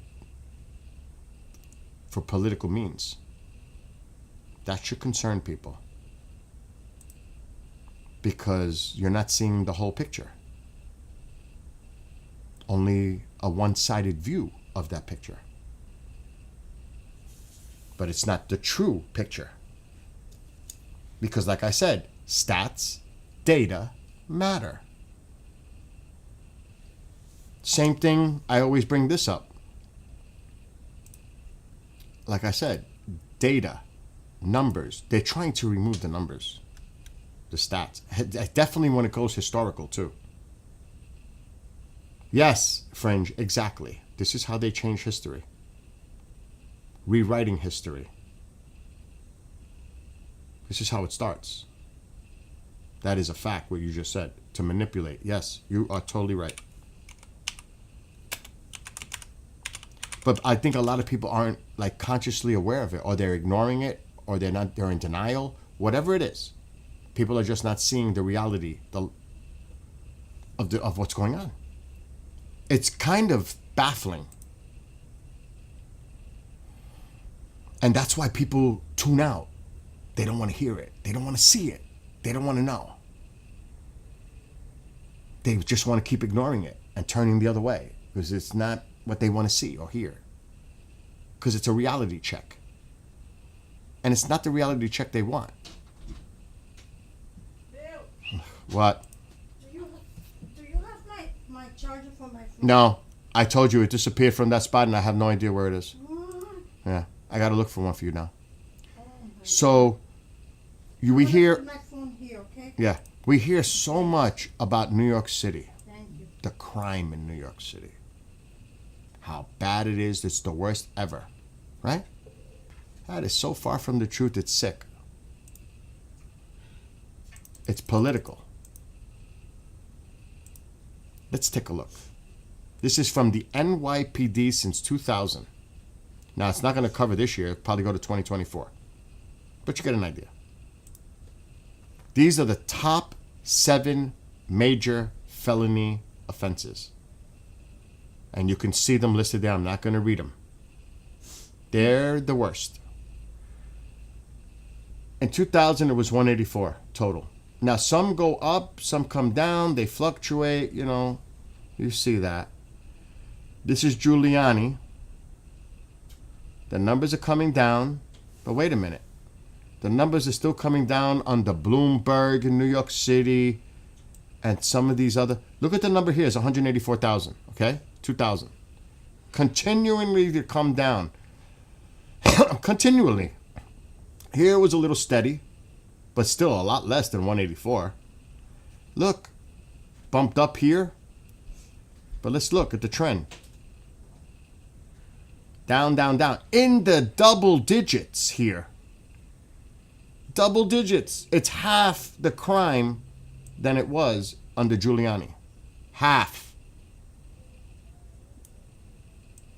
And the pandemic, the numbers bounced up and they're at 123 as of last year. So it bumped up in the last 3 years. But it's still a lot less than it was here. It's still a lot less than it was in 2006. Now, have the numbers gone up? Yes. But to say they're the worst is a lie. It's an absolute lie. But this is what they want you to believe. And if we look at the actual statistics, this is the NYPD. This is not me. I mean, I don't even want to read that, but the top one. Let's look at it. 673. It's almost down half last year than it was in the M word than it was in 2000. Look how high this is compared to now. the numbers are drastically lower. So if you look at the truth of the matter, no, crime is not at an all-time high. It's not even close. You had higher numbers here. Up to here. Now, had they gone up, and is it a concern? Absolutely. Because they were in the double digits here, which is incredible. Because you got to remember, there's 8 million people that live in New York City. So when you take these numbers, out of 8 million people, this is what's being committed as far as these crimes. When there's 8 million people living there, per capita, actually, it's compare the numbers to your state. There are 8+ million people living in New York City, and there were 382 that lost unalived due to, think about that, 382 out of 8 point something million people that live there. What are your numbers when you do per capita, per the population? So if you know how to read numbers and know how to read a chart, and this is NYPD, this is not me, this is NYPD, this is this is NYPD. This is actual getting the data from them, not an opinion, not a website, not an out third party. It's coming from NYPD. Not from a news source, not from an opinion source. Those are statistics coming from the NYPD. So what do you say to that? When they say, oh my God, crime is at an all-time high in New York, it's worse than ever. That's a lie. And those numbers were way worse in the 70s growing up in New York City. In the 80s growing up in New York City, the numbers were way worse than that. So that's bullshit. Straight up. Bullshit.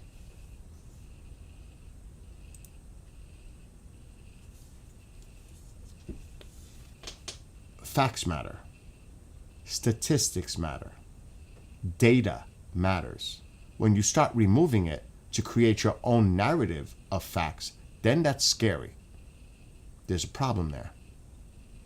Because they're replacing it with not really true numbers. Oh God, it's cold. It's getting cold here, KJ. So I'm done with that rant. But you get the idea. When reality is one thing, and if you live in an alternative universe, it's a different thing. But people need a reality check to what's really going on. And I think slowly people are starting to realize it. Slowly. It may take more time. A lot more time. I mean, even the whole thing with the Canada thing. Yeah, people need to do research. That's the bottom line. They watch the TVs all day. They're glued to it. Whatever it is, right, left, doesn't matter. They're glued to it. That's all they know. That's all they watch. And they're fed that same thing every day. Every day. Whether it's right or left, they're fed every day. That's why I love being an independent. I love being an independent. I thrive on being an independent because I can be objective. But what happened with the tariff thing based on a commercial, which I have it? Reagan actually said he was totally against tariffs. If you hear it in its entirety, he does not say he loves tariffs. He says how bad tariffs would damage the country in the long term. Reagan said that. So when the Canadians released that and there was a big big uproar here, actually Reagan loved tariffs. Actually, that's a lie. That's a lie. Straight out lie. And I have the clip. I should download it for future reference. I'm going to get it. It's a lie. He didn't love tariffs. He was against tariffs. Fact. And I'm going to prove it out of his own mouth. And I got to download this video because I want it for future reference. Because people, you know, It's so sad. And they believe it. They believe everything. And I know it's in my history because I watched it not too long ago.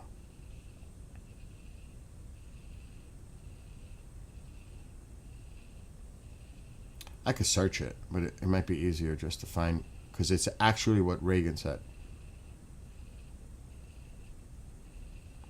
But I have two TubeViews, so I don't know if I was watching it on the other one, history, or this one.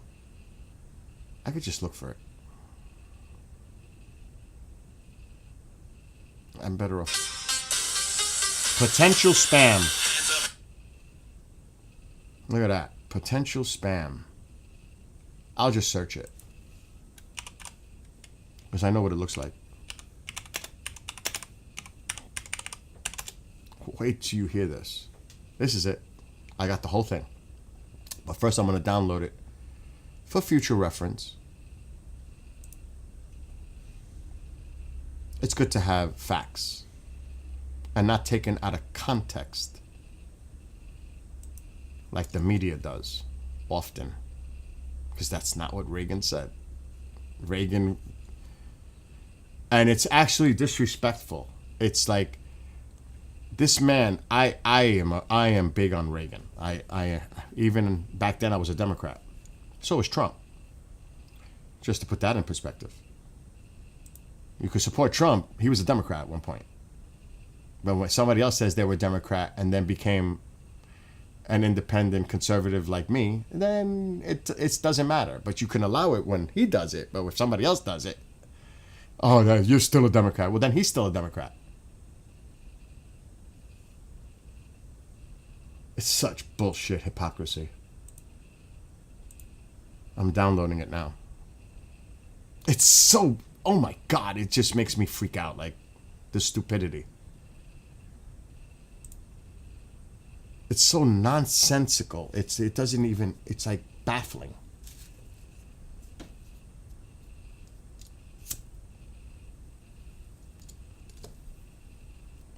Remember, there was a time he was hanging out with Bill and, the Hillary. He was hanging out with them at one point when he was a Democrat. He was in on that crowd, supporting them with money. People forget about that part, right? When he was a Democrat. Because he was. All right. I downloaded the video. This is Reagan. From 1987, his full speech on tariffs and free trade. I want you to listen to this. I can't show it, but I want you to listen to what President Reagan said. And this is what the Canadians used. And the Canadians were right.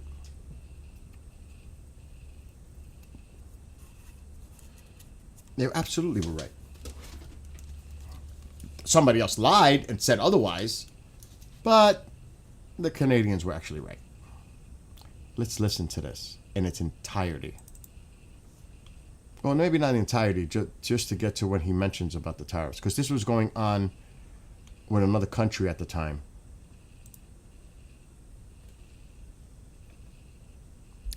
My fellow Americans, Prime Minister Nakasone of Japan will be visiting me here at the White House next week. It's an important visit because while I expect to take up our relations with our good friend Japan, which overall remain excellent, recent disagreements between our two countries on the issue of trade will also be high on our agenda.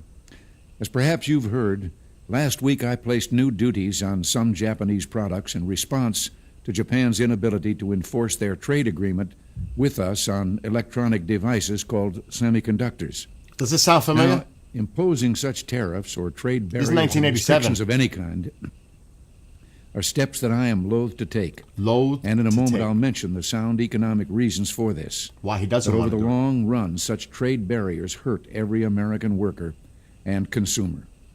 But the Japanese semiconductors were a special case. We had clear evidence that Japanese companies were engaging in unfair trade practices that violated an agreement between Japan and the United States. We expect our trading partners to live up to their agreements. As I've often said, Our commitment to free trade is also a commitment to fair trade. But you know, in imposing these tariffs, we were just trying to deal with a particular problem, not begin a trade war. So next week, I'll be giving Prime Minister Nakasone this same Watch message. what he says coming up. We want to continue to work cooperatively on trade problems and want very much to lift these trade restrictions as soon as evidence permits. Listen. We want to do this because we feel both Japan and the United States have an obligation to promote the prosperity and economic development that only free trade can bring. Now, that message of free trade is one I conveyed to Canada's leaders a few weeks ago, and it was warmly received there. Indeed, throughout the world, there's a growing realization that the way to prosperity for all nations is rejecting protectionist legislation and promoting fair and free competition. Now, there are sound historical reasons for this. For those of us who lived through the Great Depression, the memory of the suffering it caused is deep and searing. And today, many economic analysts and historians argue that high tariff legislation passed back in that period, called the Smoot-Hawley Tariff, greatly deepened the Depression and prevented economic recovery. You see, at first, when someone says, let's impose tariffs on foreign imports, it looks like they're doing the patriotic thing by protecting American products and jobs. And sometimes for a short while it works, but only for a short time. What eventually occurs is, first, homegrown industries start relying on government protection in the form of high tariffs. They stop competing and stop making the innovative management and technological changes they need to succeed in world markets. And then, while all this is going on, something even worse occurs. High tariffs inevitably lead to retaliation by foreign countries and the triggering of fierce trade wars. The result is more and more tariffs, higher and higher trade barriers, and less competition. So soon, because of the prices made artificially high by tariffs that subsidize inefficiency and poor management, people stop buying. Then the worst happens. Markets shrink and collapse, businesses and industries shut down, and millions of people lose their jobs. The memory of all this occurring back in the 30s made me determined when I came to Washington to spare the American people the protectionist legislation that destroyed. To protect the American people, get this protection. This is, listen to what Reagan says and look what's going on right now. Does that sound like a man that he's for tariffs? He tells you what's worse. In the short term, sometimes they work. In the long term, it's a disaster for the United States. He says it. He didn't say he loves tariffs. He says he doesn't. He was at that point, because of that deal with Japan, he was dealing with that issue. But we have a whole different situation right now. Does that sound like a man that loves tariffs?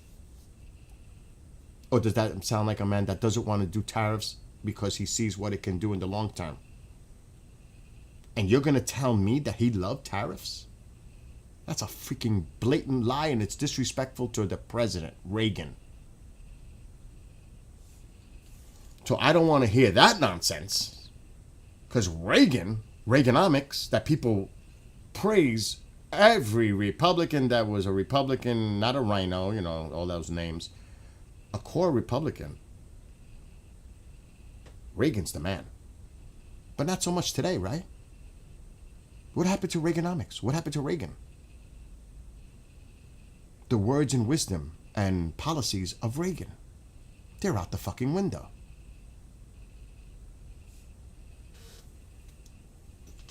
So I don't want to hear that. And I downloaded that video in its entirety because it needs to, and I am like baffled. Coming out of Reagan's mouth himself. It's on tape. It's on video. It's not AI. It's him saying it. Why it's a bad idea.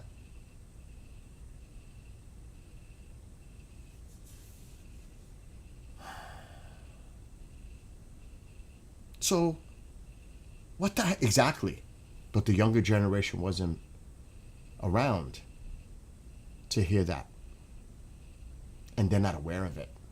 I'm aware of it. You're right. How would they know? And they're not going to be told or reminded. Or the media's not going to say, well, actually, Reagan did not say that. He didn't say he loved tariffs. This is what Reagan actually said. But the media is just as responsible as anything else because they're not clarifying and not correcting a misstatement. They just let it go.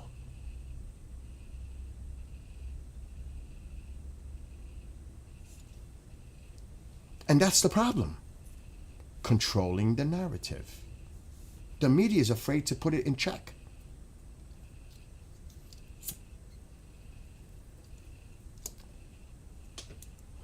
You heard Reagan. You remember that, Fringe. I remember that. I remember the whole UN thing about the aliens. You know, that was a big deal for me. The Star Wars, SDI, all that. Do you know I actually wrote him about the SDI program? And I received a package of booklets about SDI and all that. As a little kid, I actually wrote and I got something from the White House. During the Reagan years, I actually did.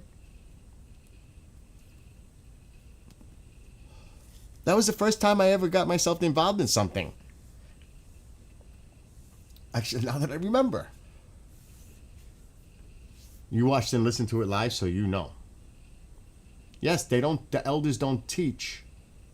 They'll never know. They'll never know that history. That's sad.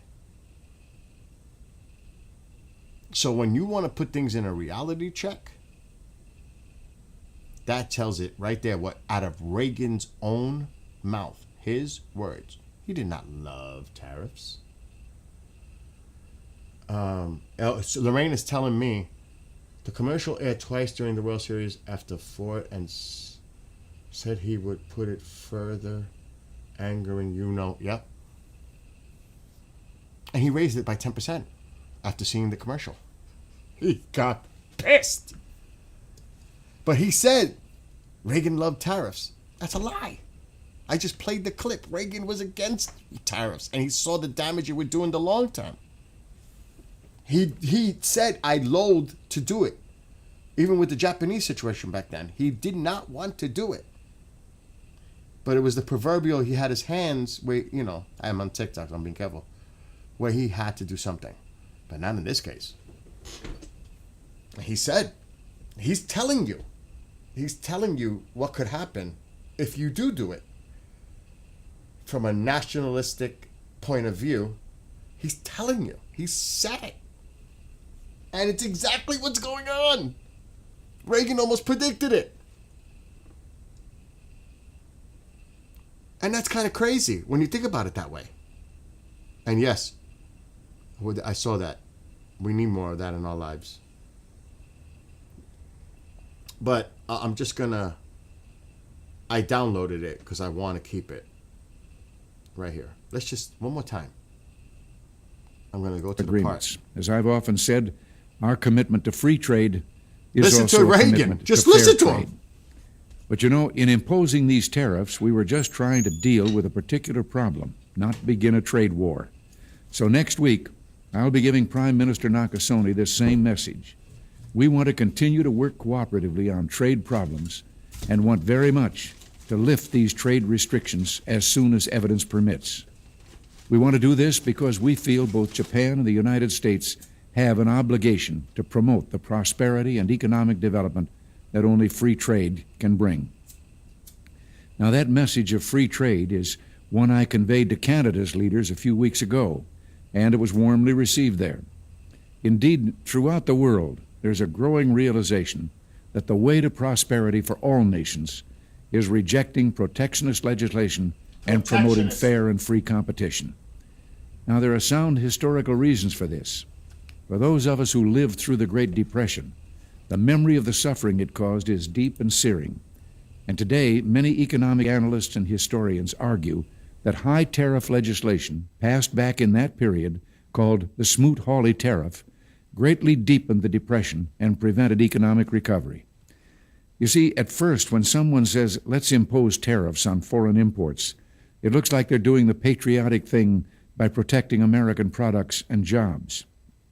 And sometimes for a short while it works, but only for a short time. What eventually occurs is, first, homegrown industries start relying on government protection in the form of high tariffs. And bailouts. They stop competing and stop making the innovative management and technological changes they need to succeed in world markets. And then, while all this is going on, something even worse occurs. High tariffs inevitably lead to retaliation by foreign countries and the triggering of fierce trade wars. The result is more and more tariffs, higher and higher trade barriers, and less competition. So soon, because of the prices made artificially high by tariffs that subsidize inefficiency and poor management, people stop buying. Then the worst happens. Markets shrink and collapse, businesses and industries shut down, and millions of people lose their jobs. The memory of all this occurring back in the 30s made me determined when I came to Washington to spare the American people the protectionist legislation that destroys prosperity. Protectionist legislation. This is 1987.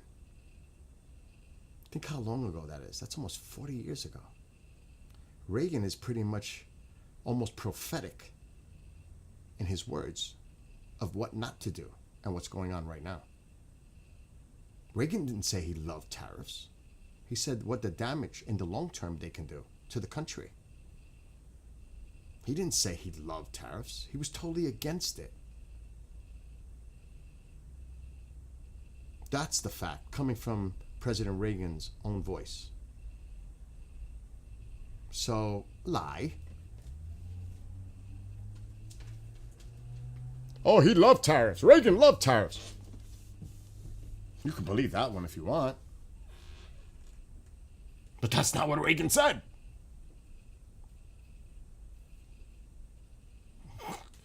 I mean, you could flip that any way you want, but it's pretty plain simple what he just said. Well, he didn't just say it. That was 1987. Think about it. He was talking about that back then. And this is the man that is praised so highly and regarded in the what used to be the true Republican Party. He's a legend. So what would Reagan say right now? My gosh. I don't... he'd be called a rhino. That's what he'd be called. Could you imagine that? If Reagan was to come out and say something, they would turn on him. He's just a rhino. He became a rhino. That's what would happen. They would even go after him. Think about that. That's where we're at.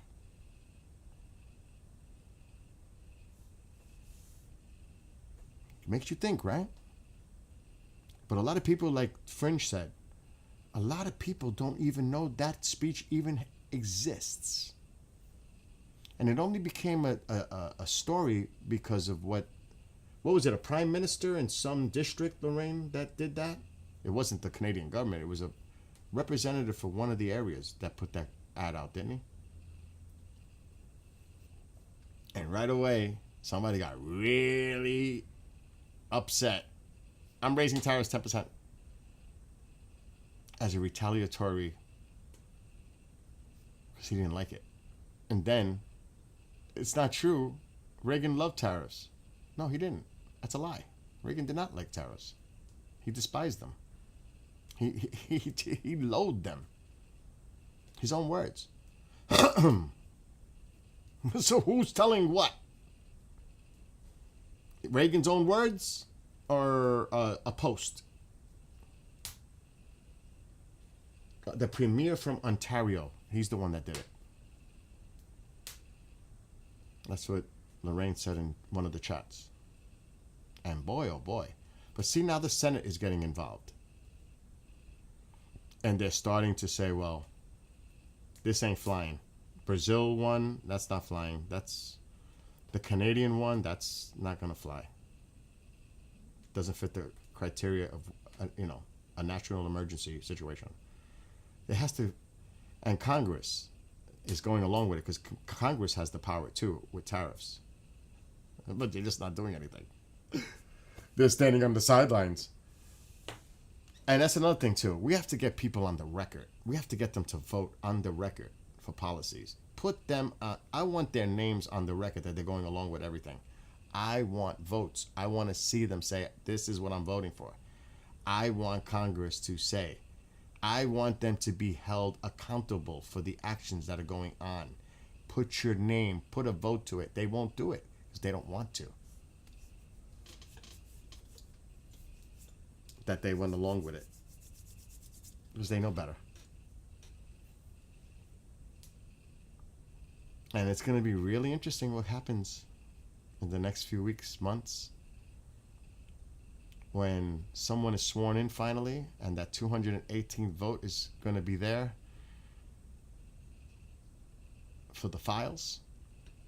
It seems like they're pushing this back and back as much as they can.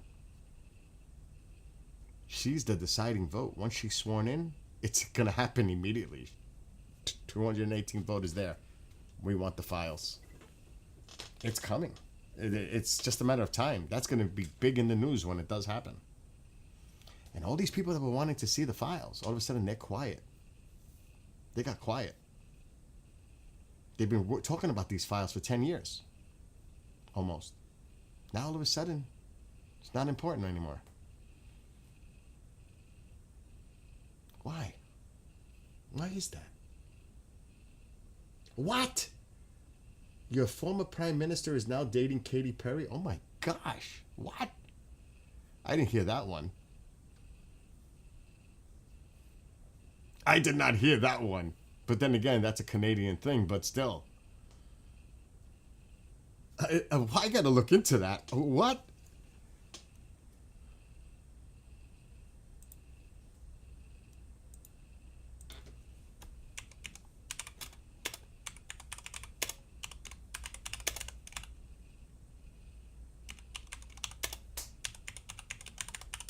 I gotta read this.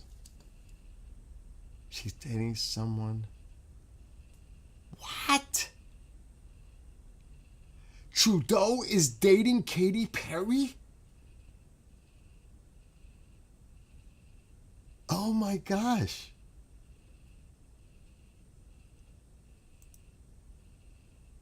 I'm reading about it. They made their first public appearance.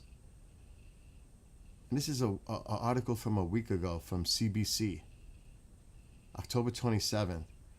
They made their first public appearance as a couple after months of speculation about the nature of their relationship. They have yet spoken publicly about the matter. Earlier this year, Perry and her longtime fiancé, Orlando Bloom, announced they were separating. Similarly, in the summer of 2023, Trudeau and Sophie Gregoire separated after an 18-year relationship, and they have 3 children. Wow. So on July 28th, they were spotted together in Montreal. First, they went on a walk in Mount Royal Park with Perry's dog. Afterwards, they dined together at a popular upscale restaurant called the Le Violon. Later, they were seen having drinks at a trendy bar. Trudeau has been known to visit called Tavern Atlantic. 2 days later, July 30th, Trudeau was seen in a crowd at Perry's Montreal concert on the Lifetimes tour, along with his teenage daughter. At one point, he was spotted singing along to Perry's hit song Firework, and it has a post about it. On October 11th, a couple of months later, the Daily Mail published photos of Trudeau and Perry on board her yacht off the coast of Santa Barbara, California. In the photos, Perry is wearing a dark swimsuit and Trudeau is wearing dark pants and no shirt. They shared an intimate embrace. October 13th, during Perry's concert stop in London, the pop star brought a fan on stage who then proposed to her. In response, she made jokes alluding to the fact that she was no longer single as of recently. October 25th, the pair was spotted holding hands while leaving a cabaret show at the Crazy Horse Paris. In a video shared by TMZ, Trudeau, dressed in a dark blazer t-shirt and pants, helps Perry, who's wearing a long red dress, into a car before getting in himself. The Saturday night outing on Perry's 41st birthday is the first time the two had made a public outing as a couple.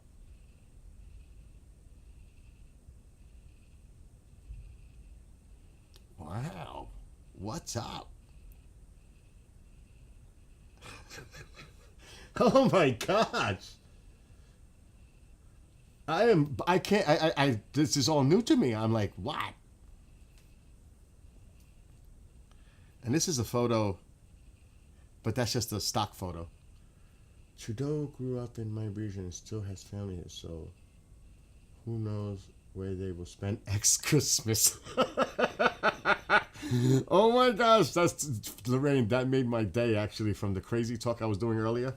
That actually made me feel better now today, as you know, like not making fun of it, but I'm. This is like a I can't believe it moment. Like the two of them are dating and together. Like what? I guess Trudeau's gonna enjoy living some kind of lavish lifestyle now with her, right?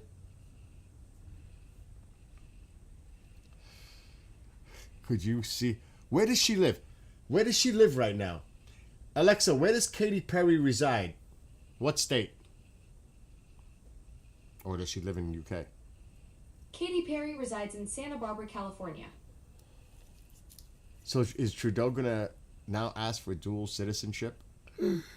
Or they get married? Could you imagine where this goes? Living in California, no less. In Santa Barbara with her. Could you imagine where this could go? Oh my gosh, this could get cray-cray real fast. Oh my gosh. That is an odd couple. Oh my God. Oh my God. Another post, and I'm not going to say where it's from on X. This is the quote. None of you are prepared for the bilingual album she releases after Justin Trudeau attempts to teach her Quebecois French. Oh my God, could you imagine? She sings a French, starts singing some French songs. Oh my God. People are making like, I don't know if that's serious or a joke. I don't know how to take all this, to be honest.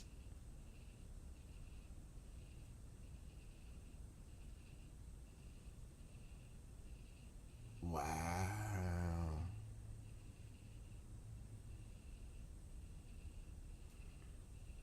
And they had the pictures, you know, and the TMZ stuff, like you said, Lorraine, they got it. I can't share it because I'm on TikTok, and the other platforms, I'll get in trouble. But this is pretty bizarre. And this is coming from the CBC. This is cbc.ca. This is a Canadian news article that I'm looking at. It's in the entertainment section.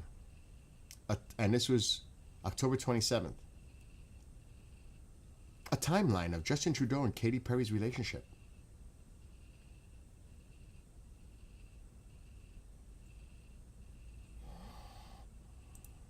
Wow, I can't believe that.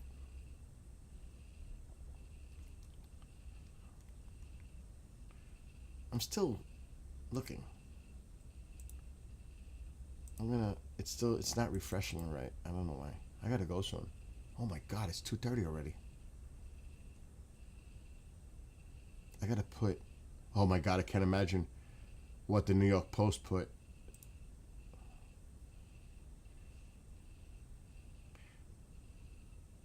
They were confirmed there as they hold hands in Paris.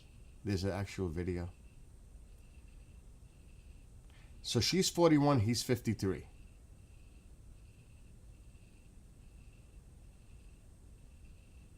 Oh my God, could you imagine him seeing her dressed in that outfit? Oh my God. They have a picture of her performing in London on October 13th, and then they have him smug. And they got pictures of them together. Then Trudeau notices the camera. Oh, look at the hug on the yacht. Oh my God. Maybe I should download this photo. Oh, maybe I will.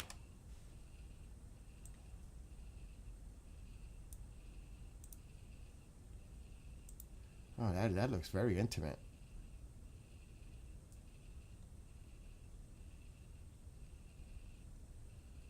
Wow. Wow. He must be like, wow. He must. This is, I just don't. It's kind of bizarre. Would you say good on him? Wait. Look. Aw, on her yacht. Aw, how sweet. Aw. Katie and Justin. Oh, I'm not even going to say where his hand is. Oh my God. Oh my God. I can't. Well, his daughter was with him at a concert. His teenage daughter. To see her. I mean, do they not know? I know, right? From Orlando to him.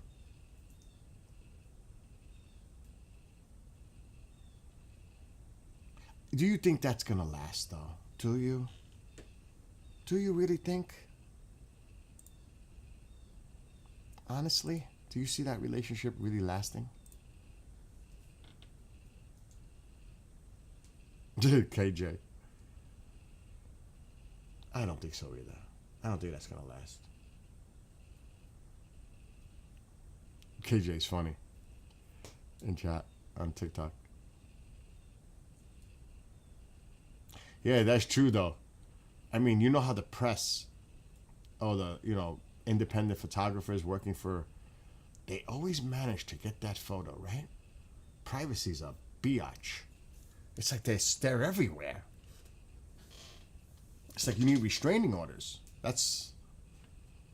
Some people are known historically with tempers dealing with them, like Alec Baldwin.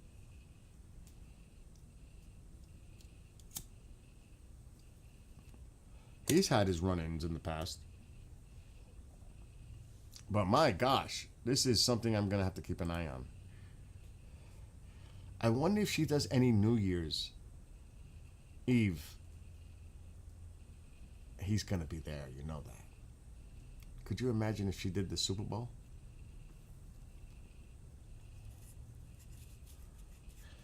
Oh my God, why do I just hear a song in my head from South Park? Blame Canada! Oh my gosh. My mind is like going all over the place right now. I'm glad you brought that up though, Lorraine. Because that actually has me like, what? That's a what today? That's like, what? Oh my gosh. I mean, you look at,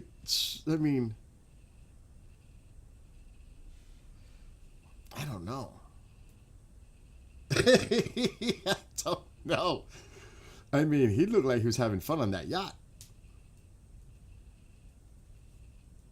And, hey, if they're happy, I guess that's what matters, right? It's their business. It's nobody really else's business. It's their business. And Lorraine makes a great point. What about the kids? How are they dealing with this? 18 years. And 2023, they split up, and she splits up with Orlando, and lo and behold, it always reminds me of Jennifer Lopez and she left him again. What's his name? The actor, Ben Affleck. Been there, done that once. You tried it again. It didn't last long. She tried even with A-Rod. Like, what were you thinking? A-Rod? Really? Did people think that one was going to last? I can't even imagine, because I don't keep track of this. But I don't even know who she's involved with now. Did you see? Yay, Bennifer. Yes. Bennifer, that's it. Bennifer. Oh my gosh. Did you see the home rep trying to close the dishwasher? No, I haven't seen that yet. I can't do it now because, But who is she? Is she involved with anybody now? And she has kids with, what's his face? The singer. I'm trying to think of the song. It might come to me. Oh my God, what's his name? The singer, the Latino singer. They had twins. Mark Anthony.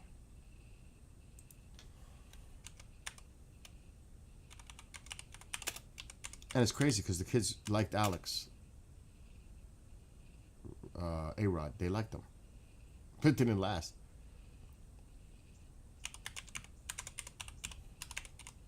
I'm just curious, now that we're on this subject. Who's she with now? Oh my God. 4 hours ago. What is this?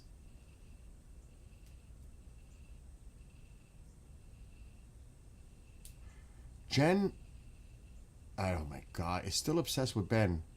Friends say horrified actor is trying to escape. What is going on? She's stalking him now? J-Lo wants Benefit 3.0, but Affleck has had enough. This is coming from the National Enquirer. Oh my gosh. There was a surprise reunion that shocked fans at a New York event. And this was published the 23rd of October, so they were together again. Oh, what is up with that bizarreness? And then another one says that she's finally accepted it.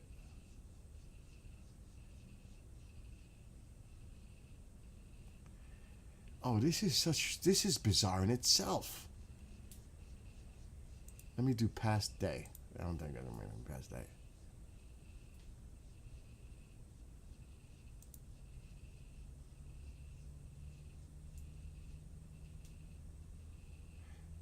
I didn't know they had kids. Ben Affleck and Jennifer Lopez's kids, Finn and Emmy, reunite for fun Halloween night out. They become close friends throughout their parents' relationship.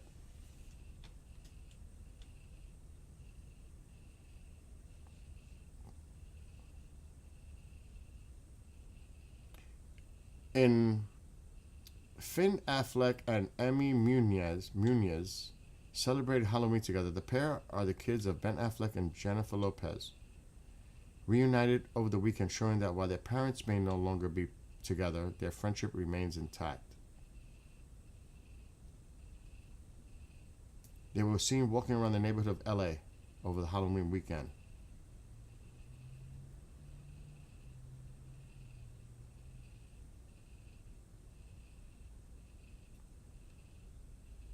So Jennifer Gardner is Finn's mom.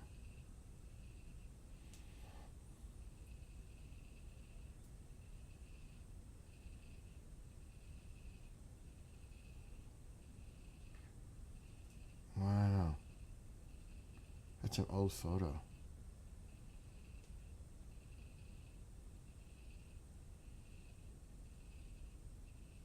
Wow, that's bizarre with these two.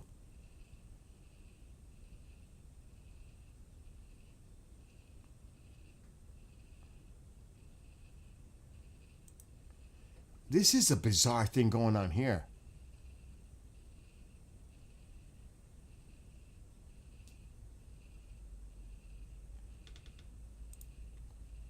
In this article updated today, it's saying here there's speculation that he wants to reconnect with Ana de Armas after her recent breakup with Tom Cruise. It's like, what are they doing in Hollywood? What is going on here? What?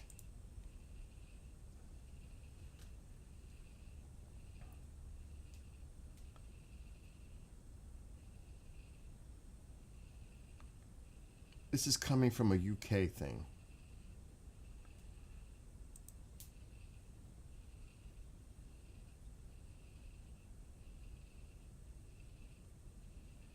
That's who he wants to get back with.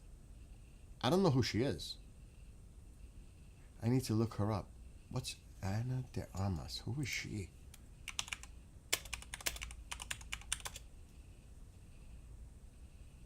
Oh. She just broke up with Tom Cruise.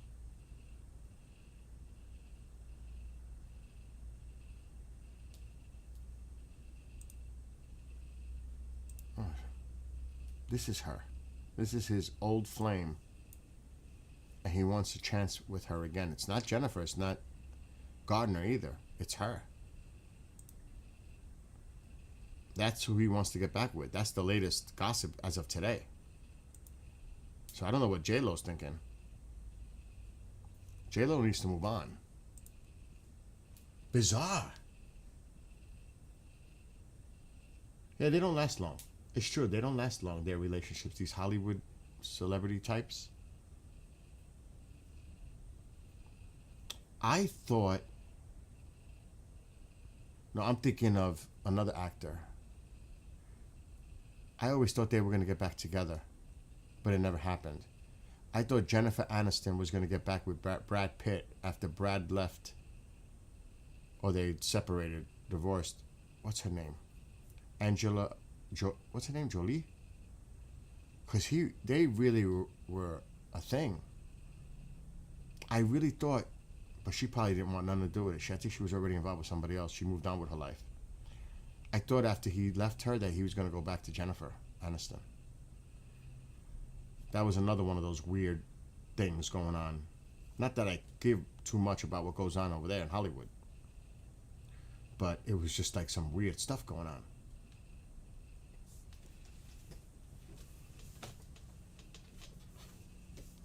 But that's still, this all started with Justin Trudeau and Katy Perry. Oh my gosh, what the heck?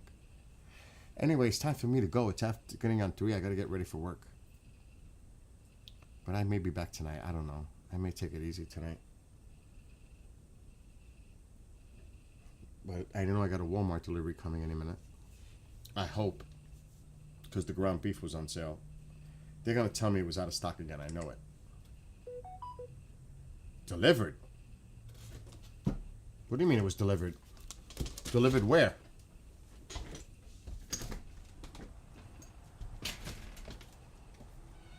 There ain't no delivery here. What delivery was that? Oh, it might have been something else because there's no delivery here. Oh, I know it was delivered. That's his skate stuff. Whew, that made me nervous. That's for his skates.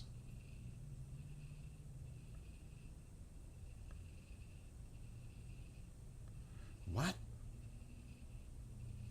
I need my glasses.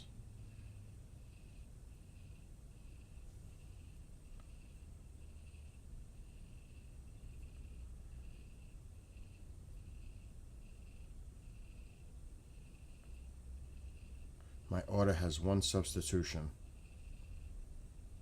Okay, that means I got the meat. A different creamer. Oh, thank God I got the ground beef. Score.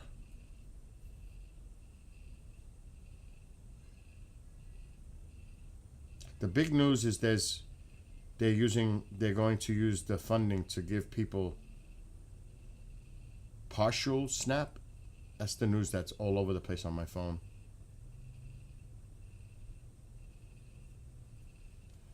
So I guess they're going to get something. I don't know what they're going to get, how much, whatever, but it looks like there's some kind of a agreement to send the SNAP out to the 41 plus million, 42 million people. They're using the funding, 4.65 billion, but it's more than that. It costs like close to 8 or 9 billion per month to send the full benefits to all the SNAP people, but it looks like they're going to get something. That's the news that I'm getting on my phone. It's happened today, so I don't know. I'm not watching the news. I'm just going based on what I'm seeing on the phone coming in. Jennifer admitted to not wanting to raise children with that are not. Oh, okay. See, that's terrible. That if she said that, not wanting to raise children that were not her biological, that's terrible. I mean, you can't raise stepchildren. That's terrible. That is terrible, man. They adopted together. Angela Jolie and Brad adopted children too. That's such a, could you imagine that's like a crazy lifestyle. Like that whole thing.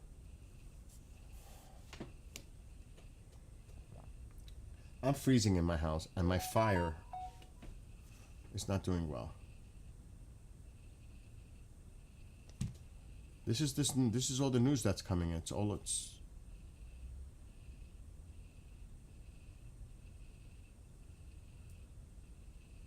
that's something different. But anyway, I got to get ready. Lorraine, it's good seeing you. And you know that I'm on TikTok. I'm always on TikTok unless something happens otherwise. The Tube You and the other ones, because of music and all that, I have to get off of these at some point and just stay on TikTok and a couple of Rumbler and Twitchy. But usually I'm on TikTok all the time now. Just so you know. We can always talk privately on Teams if you ever want to. Anyway, to Fringe, if you're still there, Callie, Nick, Andy in the UK, of course, Lorraine, KJ, anybody else on TikTok. Have a wonderful afternoon. Be well, be blessed, be safe. And I'll be back maybe later after 10. Because I got to work. If not, tomorrow's another day. See how I feel later. All right, I am